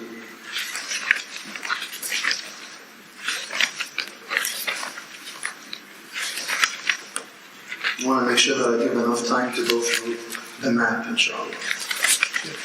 Yes? Can I interrupt for a moment? Yeah, please. We are starting the fiqh class. Please stand up, sir. We are starting this Friday, fiqh class this coming Friday. Mm-hmm. That was the plan for the first class. Okay. What you just have listed. Seriously. The 10 Please principles. keep that. Okay. And bring it Friday, inshallah. Inshallah. You have The 10 principles. Yes, that was the plan for the first class. Jazakallah I'm khair. sorry, I took over. We'll review it, but bring it with you, inshallah. Okay. So Let's skip it then. So I was going to go through the 10 principles of Aqeedah, 10 principles of Tazkiyah and Tasawwuf, but I want to finish by Asr today. So I think I'm not going to do that, and I'm going to just start with the beginner's journey. Right? I think I want to give you some practical tools so that you can begin a journey of seeking knowledge. Right? Like I said, I teach this usually in like 60 hours between 2 different semesters. So I'm going to skip over if that's okay, inshallah. And I don't mind that Shaykh Yasir, that you share this section, the 10 principles, because I've done it for Aqidah, so these are the 10 principles of Aqidah, right? The 10 principles of Tasawwuf. You apply it to the 10 principles and you apply them to all these disciplines, and I applied it to the 3 major ones so that you know exactly what it looks like. Now I want to start, chapter 7 is where I begin to talk about the beginner's journey. I want to begin to study and I want to begin a journey of talabul ilm that is virtuous and meaningful. Yes, Which page? this is page 41. So how come this sister has it and no one else has it? We send it to them, she tried. Yeah. Everyone has it? Yeah. Oh, okay, alhamdulillah. Now, just so we're clear, this book has many typos. It was produced by one of my students after taking one of the classes. I thank him all the time, and I make dua for him all the time. His name is Muhammad Haq. May Allah bless him. Unfortunately, I've never edited it. So I use it, but I haven't spent time editing yet. You can edit it, please. Oh, I would love that. You can edit it, clean it up, add to it. Because this is going to be a project that I'm going to work on soon, inshallah, to turn this into a book. But just please don't share it, because it's not ready at all to be shared. Just you can use it for yourself, inshallah. Yes, someone say something? I heard Shaykh was not for me. Yeah. So chapter 7, which is page 41, is where some of the essential features of the methodology of learning of our ulama and our mashayikh. There are 4 principal features as you're beginning your journey that you have to understand. Number 1, I mentioned this yesterday, and it's the concept of isnad, that a chain of narration that connects the student through a line of teachers to the Prophet ﷺ. This is a preservation tool that ensures that what we are reading is correct. The form is also important. Students would typically study in the masjid in classes where scheduled around prayer. Isnad, as I mentioned, is conceptually, philosophically, a very important concept. It means that what I have learned is credible and has been credentialed by experts and masters who have themselves been credentialed by masters and teachers going back to the Prophet Muhammad ﷺ, or going back to the first teacher of this particular discipline or science. Now, there's a lot of talk about the concepts of sanad, and some people have said, oh, we don't need asanid, we have books, we don't need this stuff, it's not important. And aslan, a lot of these asanid, they're empty, it's just kalam, you can go get a sanad right now, go over to some country and get a sanad and just, tell Shaykh, istajastuka, please give me ijaza, and then I give you, ya Shaykh Yasir, ajastuka bi kulli al-kutub al-sitta wa sawana, I give you all these ijazat, and then you walk around and say, oh, mashallah, I have ijaza in all 6 books of hadith, and in this, and in this, and this, whatever. No, ijaza are of different forms. There is the ijaza, at the lowest level is the ijaza of barakah. I sat with the Shaykh, he gave me an ijaza, but this ijaza is not for ta'aleem. This ijaza is not to teach. This ijaza is not to indicate that I've actually mastered this text or I've studied it. Right? So ijazat as a principle is very important. The ijaza system as a principle. Because even in Western academia today, we still apply a type of ijaza system, right? Meaning that you have to have a degree. You have to be qualified and verified. Especially if you're going to get a PhD, you have to have advisors, and those advisors have to sign off that you have actually mastered, etc. So conceptually, none of us have a problem appreciating that this is a very important system. When the ijaza system is intact, it is an impenetrable entity, because it ensures that you have sat with a Shaykh who himself or herself has actually processed the information in this book meticulously. This person has been tested on the details of this book. This person can unlock the terminology that is found in this book. This person has been given the permission to teach this book. So when you're sitting with a person like that, that's a master of this text. Now if someone just read this text on their own, right, and then came and started teaching it, you're getting really a reflection of that person's subjectivity rather than the mastery of hundreds of scholars before him. You understand the difference? So what I'm saying here is two things. Number one, we have to respect and rejuvenate and rebuild in its truest form the ijazah process. And number two, we have to be weary of the ijazah myth that exists, which is, I have ijazah. Okay, what is the haqiqah of your ijazah? What does your ijazah really look like? Because there are unfortunately people who will teach classes with ijazah, and the only ijazah they have in that is the ijazah of barakah. By the way, I have hundreds of ijazahs, and I've never even touched those books. But I'll never teach those books with ijazah. I'll read those books for myself, right? But this was just ijazah of barakah. Shaykh Muhammad Awama, there you go. Shaykh Muhammad Awama came to Al-Azhar once. And he said, Shaykh Muhammad Awama is a huge scholar of hadith who currently lives in Turkey. And he was sitting and the student said, Shaykh, please give us an ijazah. And he said, Ajastukum bi kullil. He gave us like a broad ijazah. Do I take that ijazah and say, I have ijazah from Shaykh Muhammad Awama, so I have an authority in hadith? Of course not. That was just barakah. I mean, him giving me a sip of water. Here. Okay, you want some water? Here's some water. Here, take a sip. That's it. But people take that and they start to peddle that and sell it as authority. What is that? What is that in Islam? That's indiscretion. That's a violation of a very sacred enterprise. So we just want to appreciate that this is a viable system, and we have to make sure that when we're talking about ijazah, when we're teaching with ijazah, it's an actual thing. That you have been, this ijazah really represents a genuine certification and a verification. And if you and proper ijazahs, it will have that written into it. Like this student studied with me, studied this text, and I give him or her the permission to teach. Because sometimes all the ijazah is showing is that you've read this book. Sometimes that's the ijazah. Yes, I give you ijazah that you read this book with me. But that doesn't necessarily mean that I'm giving you permission to teach this book. Okay? Anyway, that's a much longer story, but may Allah help us to appreciate this system. Number two, so the first is the isnad, number two is the teacher.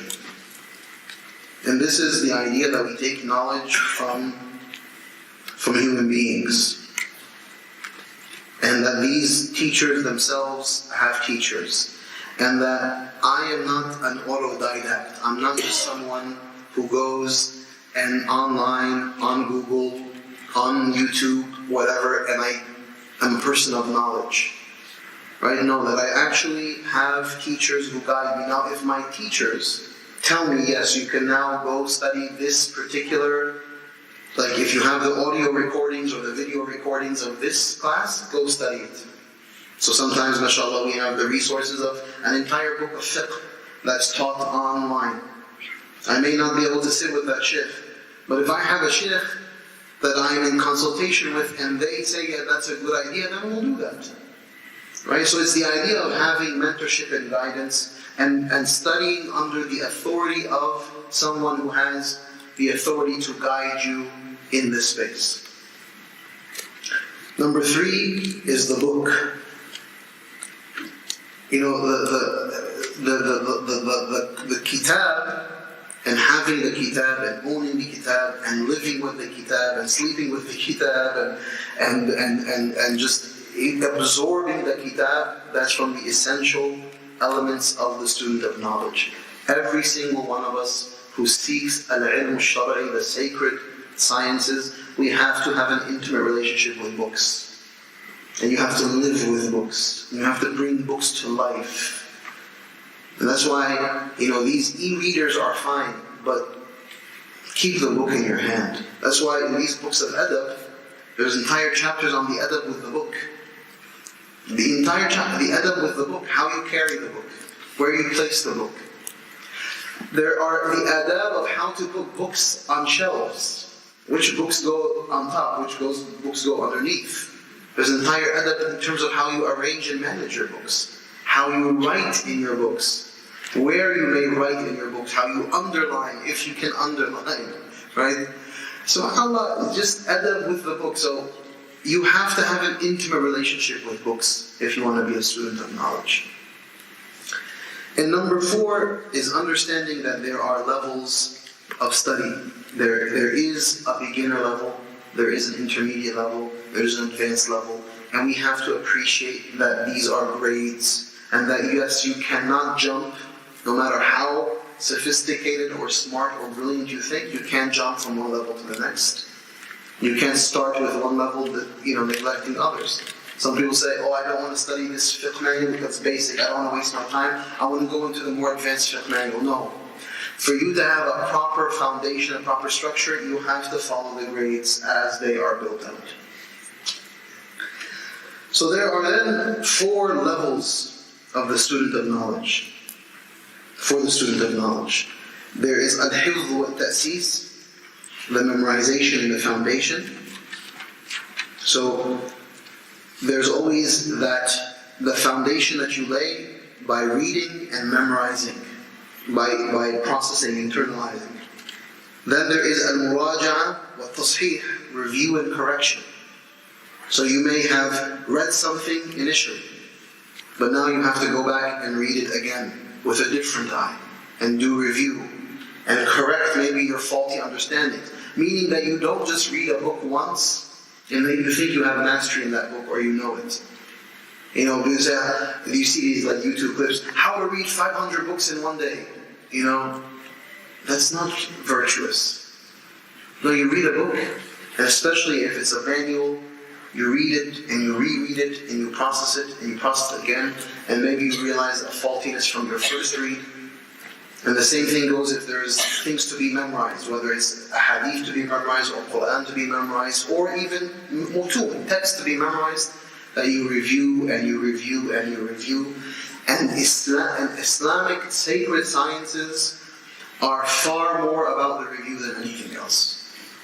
To review what you know, and to review what you know periodically. That's why if you look at all of the major institutes of learning, they have yearly awrad of things that are read. So for example, you go to Al-Azhar, you go to Al-Qarawiyyin, you go to these different institutions. Every year, they will read the seerah of the Prophet ﷺ at least once. Every year they will read the shama'il of the Prophet Muhammad ﷺ at least once, which are the characteristics and the description of the Prophet ﷺ.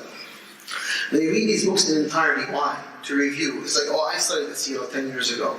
You should study the seerah every single year. You should read the seerah at least once a year. Now, it doesn't have to be a big book. One of the small books of seerah. Review the seerah of the Prophet ﷺ every year. So repetition and review. And that's why, there's the book Asrar al-Takrar fil Quran. Why is it that there is repetition in the Quran? Why is it that we repeat things? We have become so oriented around, that which is intellectually tantalizing. We don't like to repeat. If we hear the Shaykh, or if we hear something over and over again, we become bored. But you look at the Quran and the structure of the Quran, and you see so much repetition of the Quran. The word taqwa, how many times is it mentioned? Endless times. The word ihsan, the word muhsineen, these words, these terms, why are they repeated all the time? Why is something repeated? Because through repetition you cultivate sensibilities. You cultivate a sensibility. So when you repeat and you repeat, you're ingraining into the psyche, into the mind, into the heart a certain reality. That's what Imam al-Ghazali in the Ihya, that's what he says about dhikr. Dhikr, he says there is a distinct relationship between the tongue and the heart. When you say La ilaha illallah, la ilaha illallah, la ilaha illallah. The tongue is acting like a chisel on the heart that has been hardened. And it's just, you're chipping away. Until what? Until that seal is broken and the light of the dhikr enters into your heart. So repetition is essential in Islamic learning, Islamic spirituality, Islamic comprehension, Islamic tarbiyah and development. You have to repeat. Repeat, repeat, repeat. And don't ever find boredom in repetition. No, know that with repetition, you're only fortifying your information. You're only making your information more ingrained. It will be more oriented around that information than other things. That's why in pedagogy or the philosophy of education, they have the conscious mind and the subconscious mind. You have your consciousness and your subconsciousness. What social psychologists have said is that 70% of what we do every single day is rooted in the subconscious mind, not in the conscious mind. The subconscious is developed by what? By repetition, by habituation, that which you do habitually every day. So 70% of what we do is just what we do, what we have been habituated to do. So what we want to do is we want to cultivate a subconscious that inherently speaks about, reports, surrenders, worships in a particular way. That's why repetition is key, because repetition, it cultivates and it orients the subconscious. Because we know plenty of things in the conscious mind that are right to do, but we still don't do them. Why? Because they have not come into our subconscious. How many things do we need to know? How many things do we know that we need to do here, but we never do them? Right? Because it has not been ingrained into my subconscious. So repetition is absolutely key. And number 3 is al-fahm wa tatbiq. And that is to ensure that you genuinely and absolutely understand, and you have diqqah, that you have meticulousness, and that you have scrupulousness in how you are processing information. You're not just claiming that you understand after 1 or 2 times, but you have actually tested, tried, and you have proven that you understand a particular matter. And then after that is maharat al-tahqiq wa al-tarjih. It is now that you know how to properly examine meanings and give preponderance to one meaning over the other. How do you do tarjih? How do you give precedence to one thing? These, I'm just indicating these are the levels. So as a beginner, I'm always going to start with hifz, with basic processing.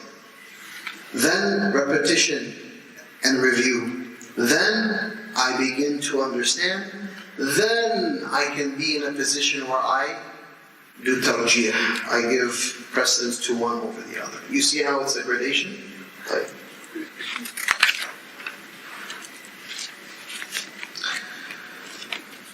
So, if you want to begin the journey of talab al-ilm, and you want to be a student of knowledge, you have to do 2 things fundamentally. Number 1, you have to memorize and perfect your reading of the Quran. The Quran is the fundamental key into the journey of talab al-ilm. You don't become a scholar of Islam or even a true student of Islam if the Quran is not essentially in your diet. Is that clear? You're not a shaykh if you don't have the Quran memorized. Right? And that's just simple. So all of us, regardless of where we are in the journey of seeking knowledge, commit yourself today to a daily regimen of having a practical relationship with the Quran. First and foremost, you have to make sure you're reading it correctly. So you figure out how you're going to study the tajweed, the proper recitation, and you begin a regimen of memorizing the Quran. I don't care if that's one ayah a day. It doesn't matter. Who here is not capable of memorizing one ayah a day? Every single one of us can at least memorize one ayah a day. And if you tell me I cannot, then I'll say memorize one ayah a week. Whatever you can do. But every single one of us has to have a relationship with the Book of Allah. Because, brothers and sisters, it's very simple. How can I say I want to be a student of knowledge when I'm neglecting the source of that knowledge? It doesn't make any sense. And I want to study fiqh, I want to study hadith, but I have no relationship with the Quran. Huh? Does it make any sense? No, it's the source. And the Quran, when you carry it with you, you have the source of the knowledge, but you also have the spiritual power source.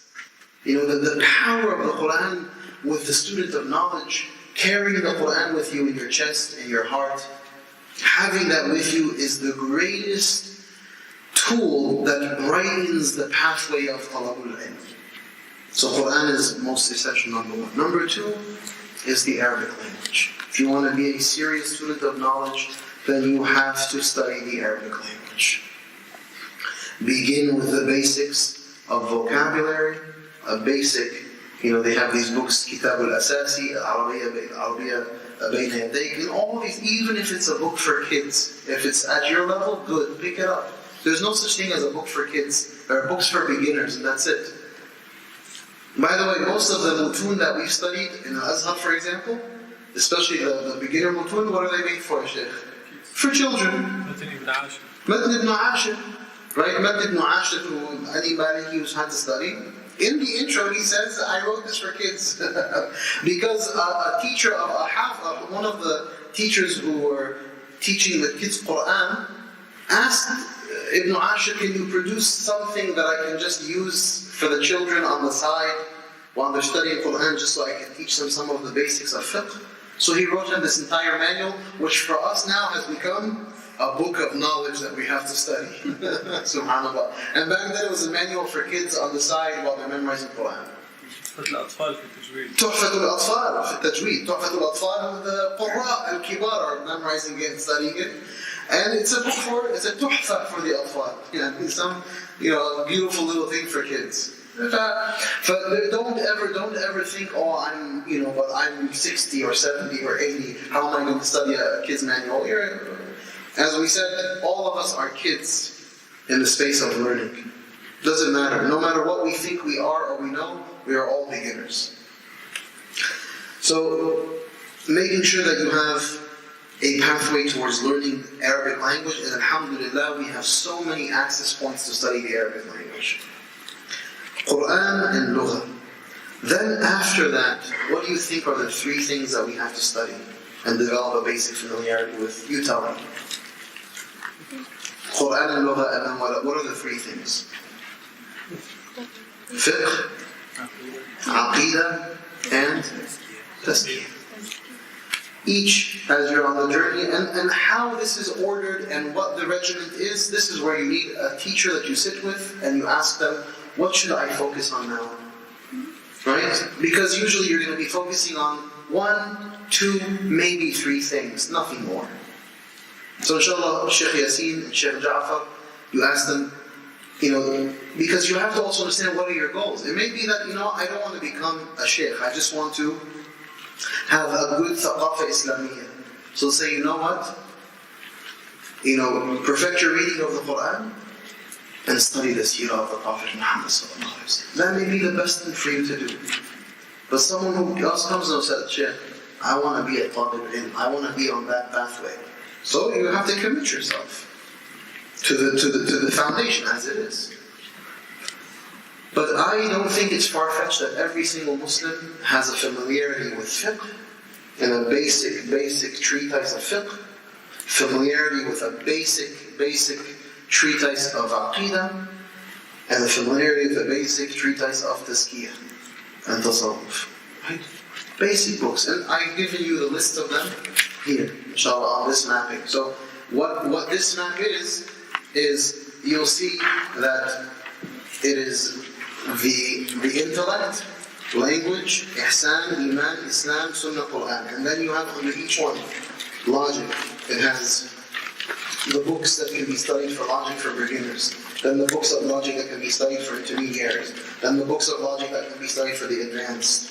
Right? Then the ilm al-bahthi wal-munadhara, and the books that can be studied for beginners, intermediate, advanced. Then fiqh, and the books that you can study if you're going to go on the Maliki path, or the Hanafi, or the Shafi'i, or the Hanbali. This is for students of knowledge. Some of you here say, Shaykh, I don't really know what those things are. I'm just trying to be a good Muslim. Then your fiqh is what Shaykh Ja'far tells you. And what your Shaykh tells you to do. That's your fiqh. I don't know these things, I just want to do right ibadah. Then you go to Shaykh Ja'far, you go to Shaykh Yasir, what do I do? They'll say do this. You say, khalas, alhamdulillah, I'll do that. But it all depends on the goal that you have in mind. So don't be intimidated. Don't think, oh, if I don't do this, then I'm not a Muslim.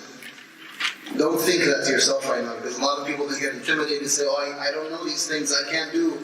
And they think like, they left Islam. No. Everyone at their level. And everyone will do that which is of benefit to them, inshallah. So you see the same thing for language. If I want to study sarf, I just gave this to the students as a resource. If you want to study morphology, these are the beginning books, the intermediate, then the advanced. Same thing for nahu, grammar, beginner, intermediate, advanced, rhetoric, the same tazkiyah. Right, so you have a beautiful book. And there's a beautiful translation of it, which is Minhaj al-Abidin. Imam al-Ghazali, or Bidayatul Hidaya of Imam al-Ghazali, the beginning of guidance. Write that book down, the beginning of guidance. I'm not sure it's here. Bidayatul. So Minhaj al-Abidin is a very good one. I believe it's also translated. But Bidayatul Hidaya, I'd amend this and say put Bidayatul Hidaya, because it gives you a beautiful flavor of what Ihya Ulumuddin is. Bidayatul Hidaya of Imam al-Ghazali, which is a very good translation of it by, mashallah, Mufti Yusuf ibn Manjara, Mufti something Manjara, from the UK. I met him in Hajj. He's a very beautiful brother. He has a beautiful translation of this book, The Beginning of Guidance. It brings a flavor of fiqh, a flavor of aqidah, and a flavor of tasawwuf into one small manual. I would suggest that you have that book, The Beginning of Guidance by Imam al-Ghazali. And then with Aqidah, you'll see all the manuals that have been written, and the list goes on, inshallah. So, this mapping is really just a resource. You know, and the way I have some of my more advanced and serious students do, I told them, you hang this up, and then you color in what you've completed. So I completed level 1 of Aqidah, or level 1 of fiqh, right? Level 1 of this. So when you complete, then you can move on to level 2. Then you can move on to level 3. And that's Islamic scholarship. It's methodical, it's organized, it's developed, it's structured. And like I said, the principles are Isnad, the Shaykh, the book, and what was the fourth one? The levels. Huh? The levels, following the grades in the levels. So after you do fiqh, aqidah, and tazkiyah, you will get into mustalah al-hadith in ulum al-Quran. Right? You notice after. You do these things. Now this doesn't apply to the seminary. This is a very methodical, like serious student of knowledge. This is like the top of the top would follow this order. But the seminaries that we have, they're giving you an introduction, a familiarity. Al-ma'lum min ad-din daruratan. So this is a structure that you should respect as it's built out. But this, as I said, but I am also giving priorities. Then you go into ulum hadith, in ulum al-Quran. Then you would go into usul al-fiqh and logic and bahth and munadhara. Right? And you have all of this, inshallah, written down in the book. You can look at it in there.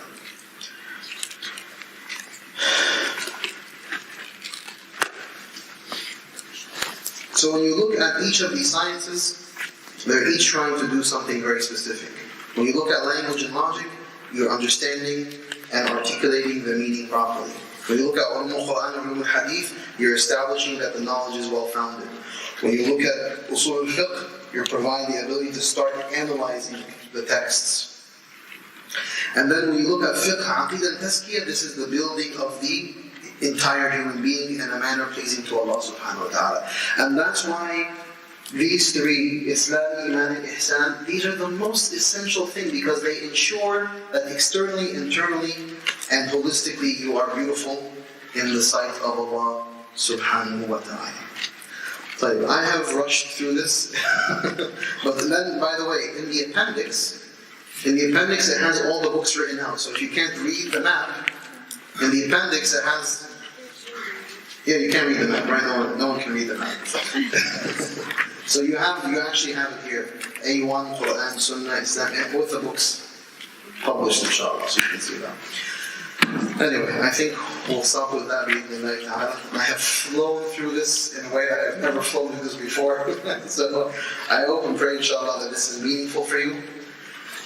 Have I put you on good standing and good footing to begin, or everyone feel kind of lost and not knowing where they're going in life?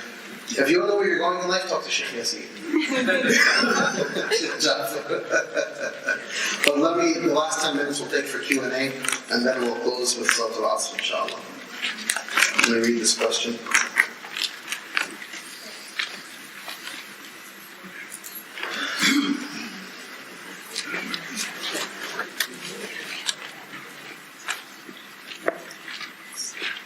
This question is a very important question, and it's the question of how do we maintain standards of seeking knowledge and otherwise, and then dealing with our friends or family who we have a difficult time conveying our standards to them because they may reject our standards or our outlook or whatever the case is, and you don't want to be arrogant, but you want to hold on to your standards and your relationships and this kind of thing. Listen, as I said, Islam is generally two things. It's substance and it's form. Even the Islamic intellectual heritage, and this is an important point that I didn't touch upon, but you should keep this in mind, it's about two things, substance and form. There is the substance of what we've inherited, and then there is the form of what we've inherited. Iman, for example, from the substance of form, is that we've inherited a way to actually organize our classes. In the Islamic intellectual legacy, the classes of ilm were always had in the house of Allah subhanahu wa ta'ala. And they were always structured around salah. So after Fajr, after Dhuhr, before Dhuhr, after Asr, before Asr. And it's always sitting on the floor. This is a very beautiful form that we should preserve. Right? Because it keeps you grounded, keeps you humble, keeps you in the sacred space of the masjid. All of these things are very beautiful. So we should look at what is the form of Islamic education, not just the substance of it. So what people have done said, okay, we take the substance and then we put it into an auditorium with desks and chairs and cascading lines and PowerPoint and whatever, and that's the updated version of Islamic learning. No, we should definitely hold on to the form of how we sit in the masjid and we structure it around salah. One of the things that happened in Al-Azhar that was devastating. And Al-Azhar, by the way, Al-Azhar was established as a university in the mid-10th century, right? Somewhere around 960, 970 of the Hijri calendar. It's been, from the AD, sorry. It's been running for over 1,000 years. And for the majority of those 1,000 years of Al-Azhar University, the university was in the masjid. And then what did they do from around 100 years ago? This is a part of the project of destroying, is what? Take the university and put it into a different building. And use the same method of having chairs and tables and mudarrajat and these kind of things. And so you're almost stripping the sacred of it. It's not connected to salah anymore, right? It's connected to different types of hour system. And when you start to erode the form, it actually hinders the substance. So Islam is an inheritance of both substance and form. And that's just at a broad level that can be applied to many things. So what I would say, brothers and sisters, is listen, from the form that we have to be mindful of, in terms of how we convey and how we are, maintain your beauty all the time, maintain your mercy, maintain your modesty. ادعو إلى سبيل ربك بالحكمة. Employ wisdom when you're speaking, how you speak, when you speak, how you advise, when you advise. وَجَادِلْهُمْ بِالَّتِي هِيَ أَحْسَنُ. And when you're trying to convince, you convince with the utmost beauty. And then even when you're in argumentation, you even multiply the beauty that you employ. So maintain your standards with humility, try to articulate them with wisdom and with mercy, and ultimately if someone rejects you, that's fine. Don't worry about it. People, like I said, even your closest of family members, if they don't accept you, that's fine. Trust me, I have plenty of relatives in Egypt who thought I was a crazy person. Who is this crazy person who's coming from the US, who quit his finance career, who came here, who goes to like Al-Hussein and Al-Matariya and all these weird places, and we are the posh Egyptians who sit in the compounds of Beverly Hills and I don't know what else, right? And this is where a lot of my family live. They live in these very posh compounds, and I'm like this weird creature who's come from the US to study in like these places that we don't even some of my family have never even been to these places. I have family members who've never been to Al-Azhar. And I traveled far and wide to get there.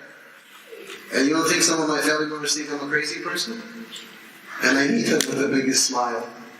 And I love them and I care about them. I have family members who try to shake my hand, women that I can't shake their hand, cousins. I say, I can't shake your hand. انت متزمت قوي. ايه التزمت ده؟ تخف كده. خليك. You're so harsh. You don't want to shake my hand? I said, I love you, but I'm not going to shake your hand. and initially they would wrestle with me and tussle and toil. But my spirit was what? Love and mercy, and I care deeply about them. And I would visit them periodically. No matter how much they rejected my lifestyle. And no matter how much I disagreed with their lifestyle. But eventually our relationships are beautiful, fine, even if they think I'm a crazy person. That's not what I care about. Right? And I don't care about judging them either, by the way. I'm not in the business of saying, you're a bad family, or you're a bad family member, or you're a bad person. The Prophet ﷺ, was he concerned with judging people? Or was he concerned with loving people and spreading mercy to people? Brothers and sisters, we have things now, our kids are starting to really become challenged with things that are very jarring to us. Questions around homosexuality and homosexual tendencies and inclinations. This is not something outside of our community anymore. It's inside of our community. I'll be honest, I've sat with kids in my office in Boston who tell me, as a woman, I like women. Now what am I going to do to that person? Castigate them and yell at them? No, I'm going to say, okay, well, let's talk about this. Because I love this person, I don't hate them. I love them, and I want to help them through what they're dealing with and what they're struggling with. And at the end of the day, I have my standards that I'm not going to compromise on. I'm going to try to negotiate and best and tell you that at the end of the day, a man and a woman can never be in intimacy with one another, physical intimacy ever. That cannot be the case in Islam. And there's only one sanctioned relationship between two human beings, or two created beings, and that is a man and a woman in sacred matrimony. Now I have to work with that person. What? They're struggling. They're dealing with this reality. They don't know how to make sense of it. They don't know how to reconcile this with what they know from their parents or the Islam. We convey with mercy and love our standards. And by the way, our standards are going to be rejected, and that's something you have to be okay with. وَمَا عَلَيْكَ إِلَّا الْبَلَاغُ. You have to convey, إِنَّكَ لَا تَهْدِي مَنْ أَحْبَبْتَ وَلَكِنَّ اللَّهَ لَا يَهْدِي مَنْ يَشَاءُ. You are not going to guide the ones you love. Allah will guide them. I have mothers who come to me, but this is my son, this is my daughter, oh my God, they stopped, they're not praying anymore, I'm going to lose my mind, I'm going to lose everything, because my son stopped praying, or my daughter stopped praying. Relax. Just love them. Tell them that you have to pray. Tell them that salah is an obligation. Tell them that Allah loves us to pray. And continue to hold that standard. And don't compromise on that standard. Don't say, oh, it's okay that you're not praying. No, it's not okay. But I love you because I want you to be better. I will love you because I want you to be better. Not I'm going to accept you as you are. No. We don't use that language. I'm going to accept. Acceptance means I accept you as you are. No, I don't want you to accept me as I am. If I'm doing something that is objectively wrong, I want to know that it's wrong. And I need to know that it's wrong. And it's my haqq that you tell me that I am wrong. Because Yawm al-Qiyamah, and this is just a side note that I want everyone to appreciate, on the Day of Judgment. What's your name? Ahmed, yes. I've known you Ahmed now. Ahmed's making a mistake. And I, out of shyness, don't tell him he's making a mistake. And he's making a serious mistake. On the Day of Judgment, he's going to come to me, he's going to say, Ya Allah, this person, Yasir, he knew that I was making a mistake, and he never told me I was making a mistake, and it was my haqq that I were to know that I was making a mistake. Now once again, I'm not saying you take a sledgehammer and you hit the person in the face and say, hey, you're making a mistake. No, call to the way of Allah with wisdom, and beauty, and gentleness. But at the end of the day, we do have right and we have wrong, and that's just wrong. You know, people today, I remember someone was having this, I was at Harvard Medical School, and I was teaching a class, and the first person said to me, you know, the first question, what's your opinion on gay marriage? I said, okay, you want to do this, we'll do this. But you have to be open-minded. Right? And we went to, I said, ultimately my position is X. She said, oh, you're intolerant and you're a bigot. I said, okay, if you're telling me that I'm intolerant and I'm a bigot because I disagree with you, is that sensible? Let me ask you, is that sensible? Just ask yourself. For me not to be, if you're saying, okay, so this is not logic, this is mantiq. Okay, mantiq. You're telling me that your if statement is, if I don't agree with you, then therefore I am a bigot and I am intolerant. So, can you explain to me then the fact that you disagree with your mother and your father all day, you disagree with your siblings all day, that society is nothing but riddled with disagreements? So you're telling me that if people disagree, then that must lead to intolerance and bigotry? I said that is nonsense, and that's chaos, and that's not sensible by any stretch of the imagination. We can certainly disagree without being disagreeable. Yes, I don't have to affirm you as you are so that we can be a harmonious society. I can disagree with you, and I can disagree with you vehemently and not wish you any harm. That's very reasonable. That's very reasonable. I told her, I said to her, you know what? I told her, you know me? I believe in a magical beast called the Buraq. The Prophet rode a magical beast and he went up to the heavens, and this was in Harvard Medical School. And I believe in angels. And I believe in the unseen. I was like, what do you think I am? You think I'm crazy, right? You think I'm an idiot. You think I'm a fool, correct? It's okay, say it. She said, yeah, it's okay.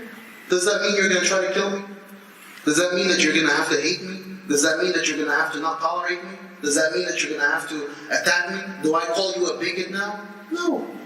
Okay, you think I'm crazy? That's fine. That's your right. You disagree with me?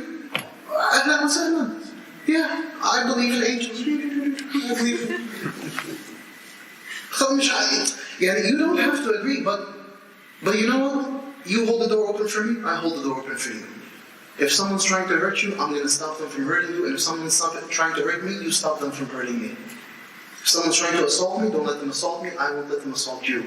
If you need help shoveling your snow, I will be the first one to shovel your snow. That's what the Prophet ﷺ taught me. So it is mercy, it is mahabbah, it is love, it is harmony. And yes, we hold our standards tight to our heart, no matter how much society may reject us at times. Now, by the way, the problem is we think everything is like, it's either or. Everything is black and white. Not everything is black and white. It's nuanced. It's a very nuanced thing. And we have to learn to find our voice. Muslims, I'm telling you, don't be scared to have a voice. You go to school, you go to work. Right? I went to school. I went to school in this country. I went to work in this country. I was born in this country. I went to work. There is such a culture of intimidation. Don't talk about this. Right? If you question this, what's going to happen? Assassination. You will be assassinated. Right? You'll be considered to be X. I'm sorry. That's not going to change the haqq that I know. Because the Prophet ﷺ, the more he committed himself to his deen, you know what happened? Politically, like this. Socially, like this. Monetarily, like this. You notice? So before Islam, financially he was like this. Economically like this. Politically like this. He committed to his values of Islam, what happened? Rejection. And then Allah uplifts who He wants and He belittles who He wants. That's it. So don't think too much about people. Wallahi, don't spend an ounce of time thinking about people, because if you want to know the reality of it on the Day of Judgment, that person that you spend so much time worrying about, they're not even going to consider your existence. Especially if the mother is running away from their child, and the brother is running away from the brother, and the father from the children. Why? Because it's all about me and Allah at that point. Prepare for that day, inshallah. May Allah help us and grant us tawfiq to be ready for that day. May Allah subhanahu wa ta'ala allow us this gathering to have been a gathering of benefit and learning and increase. May Allah subhanahu wa ta'ala beautify us with the beauty of the Quran and the Sunnah and the way of our ulama. May Allah subhanahu wa ta'ala grant us righteous and beneficial knowledge. May Allah subhanahu wa ta'ala forgive all of our sins and our shortcomings. And please forgive me if I've said anything wrong in the past 3 days. Anything that was a mistake, anything that was faulty, anything that was out of line, it was all from me as a simple, faulty human being, and I ask Allah to forgive me. And I only ask that Allah unifies our hearts and beautifies our hearts and connects our hearts always on the love of Allah and His Messenger Muhammad sallallahu alayhi wa sallam, and may Allah allow us all to be with the Prophet Muhammad sallallahu alayhi wa sallam. Barakallahu feekum wa sallam.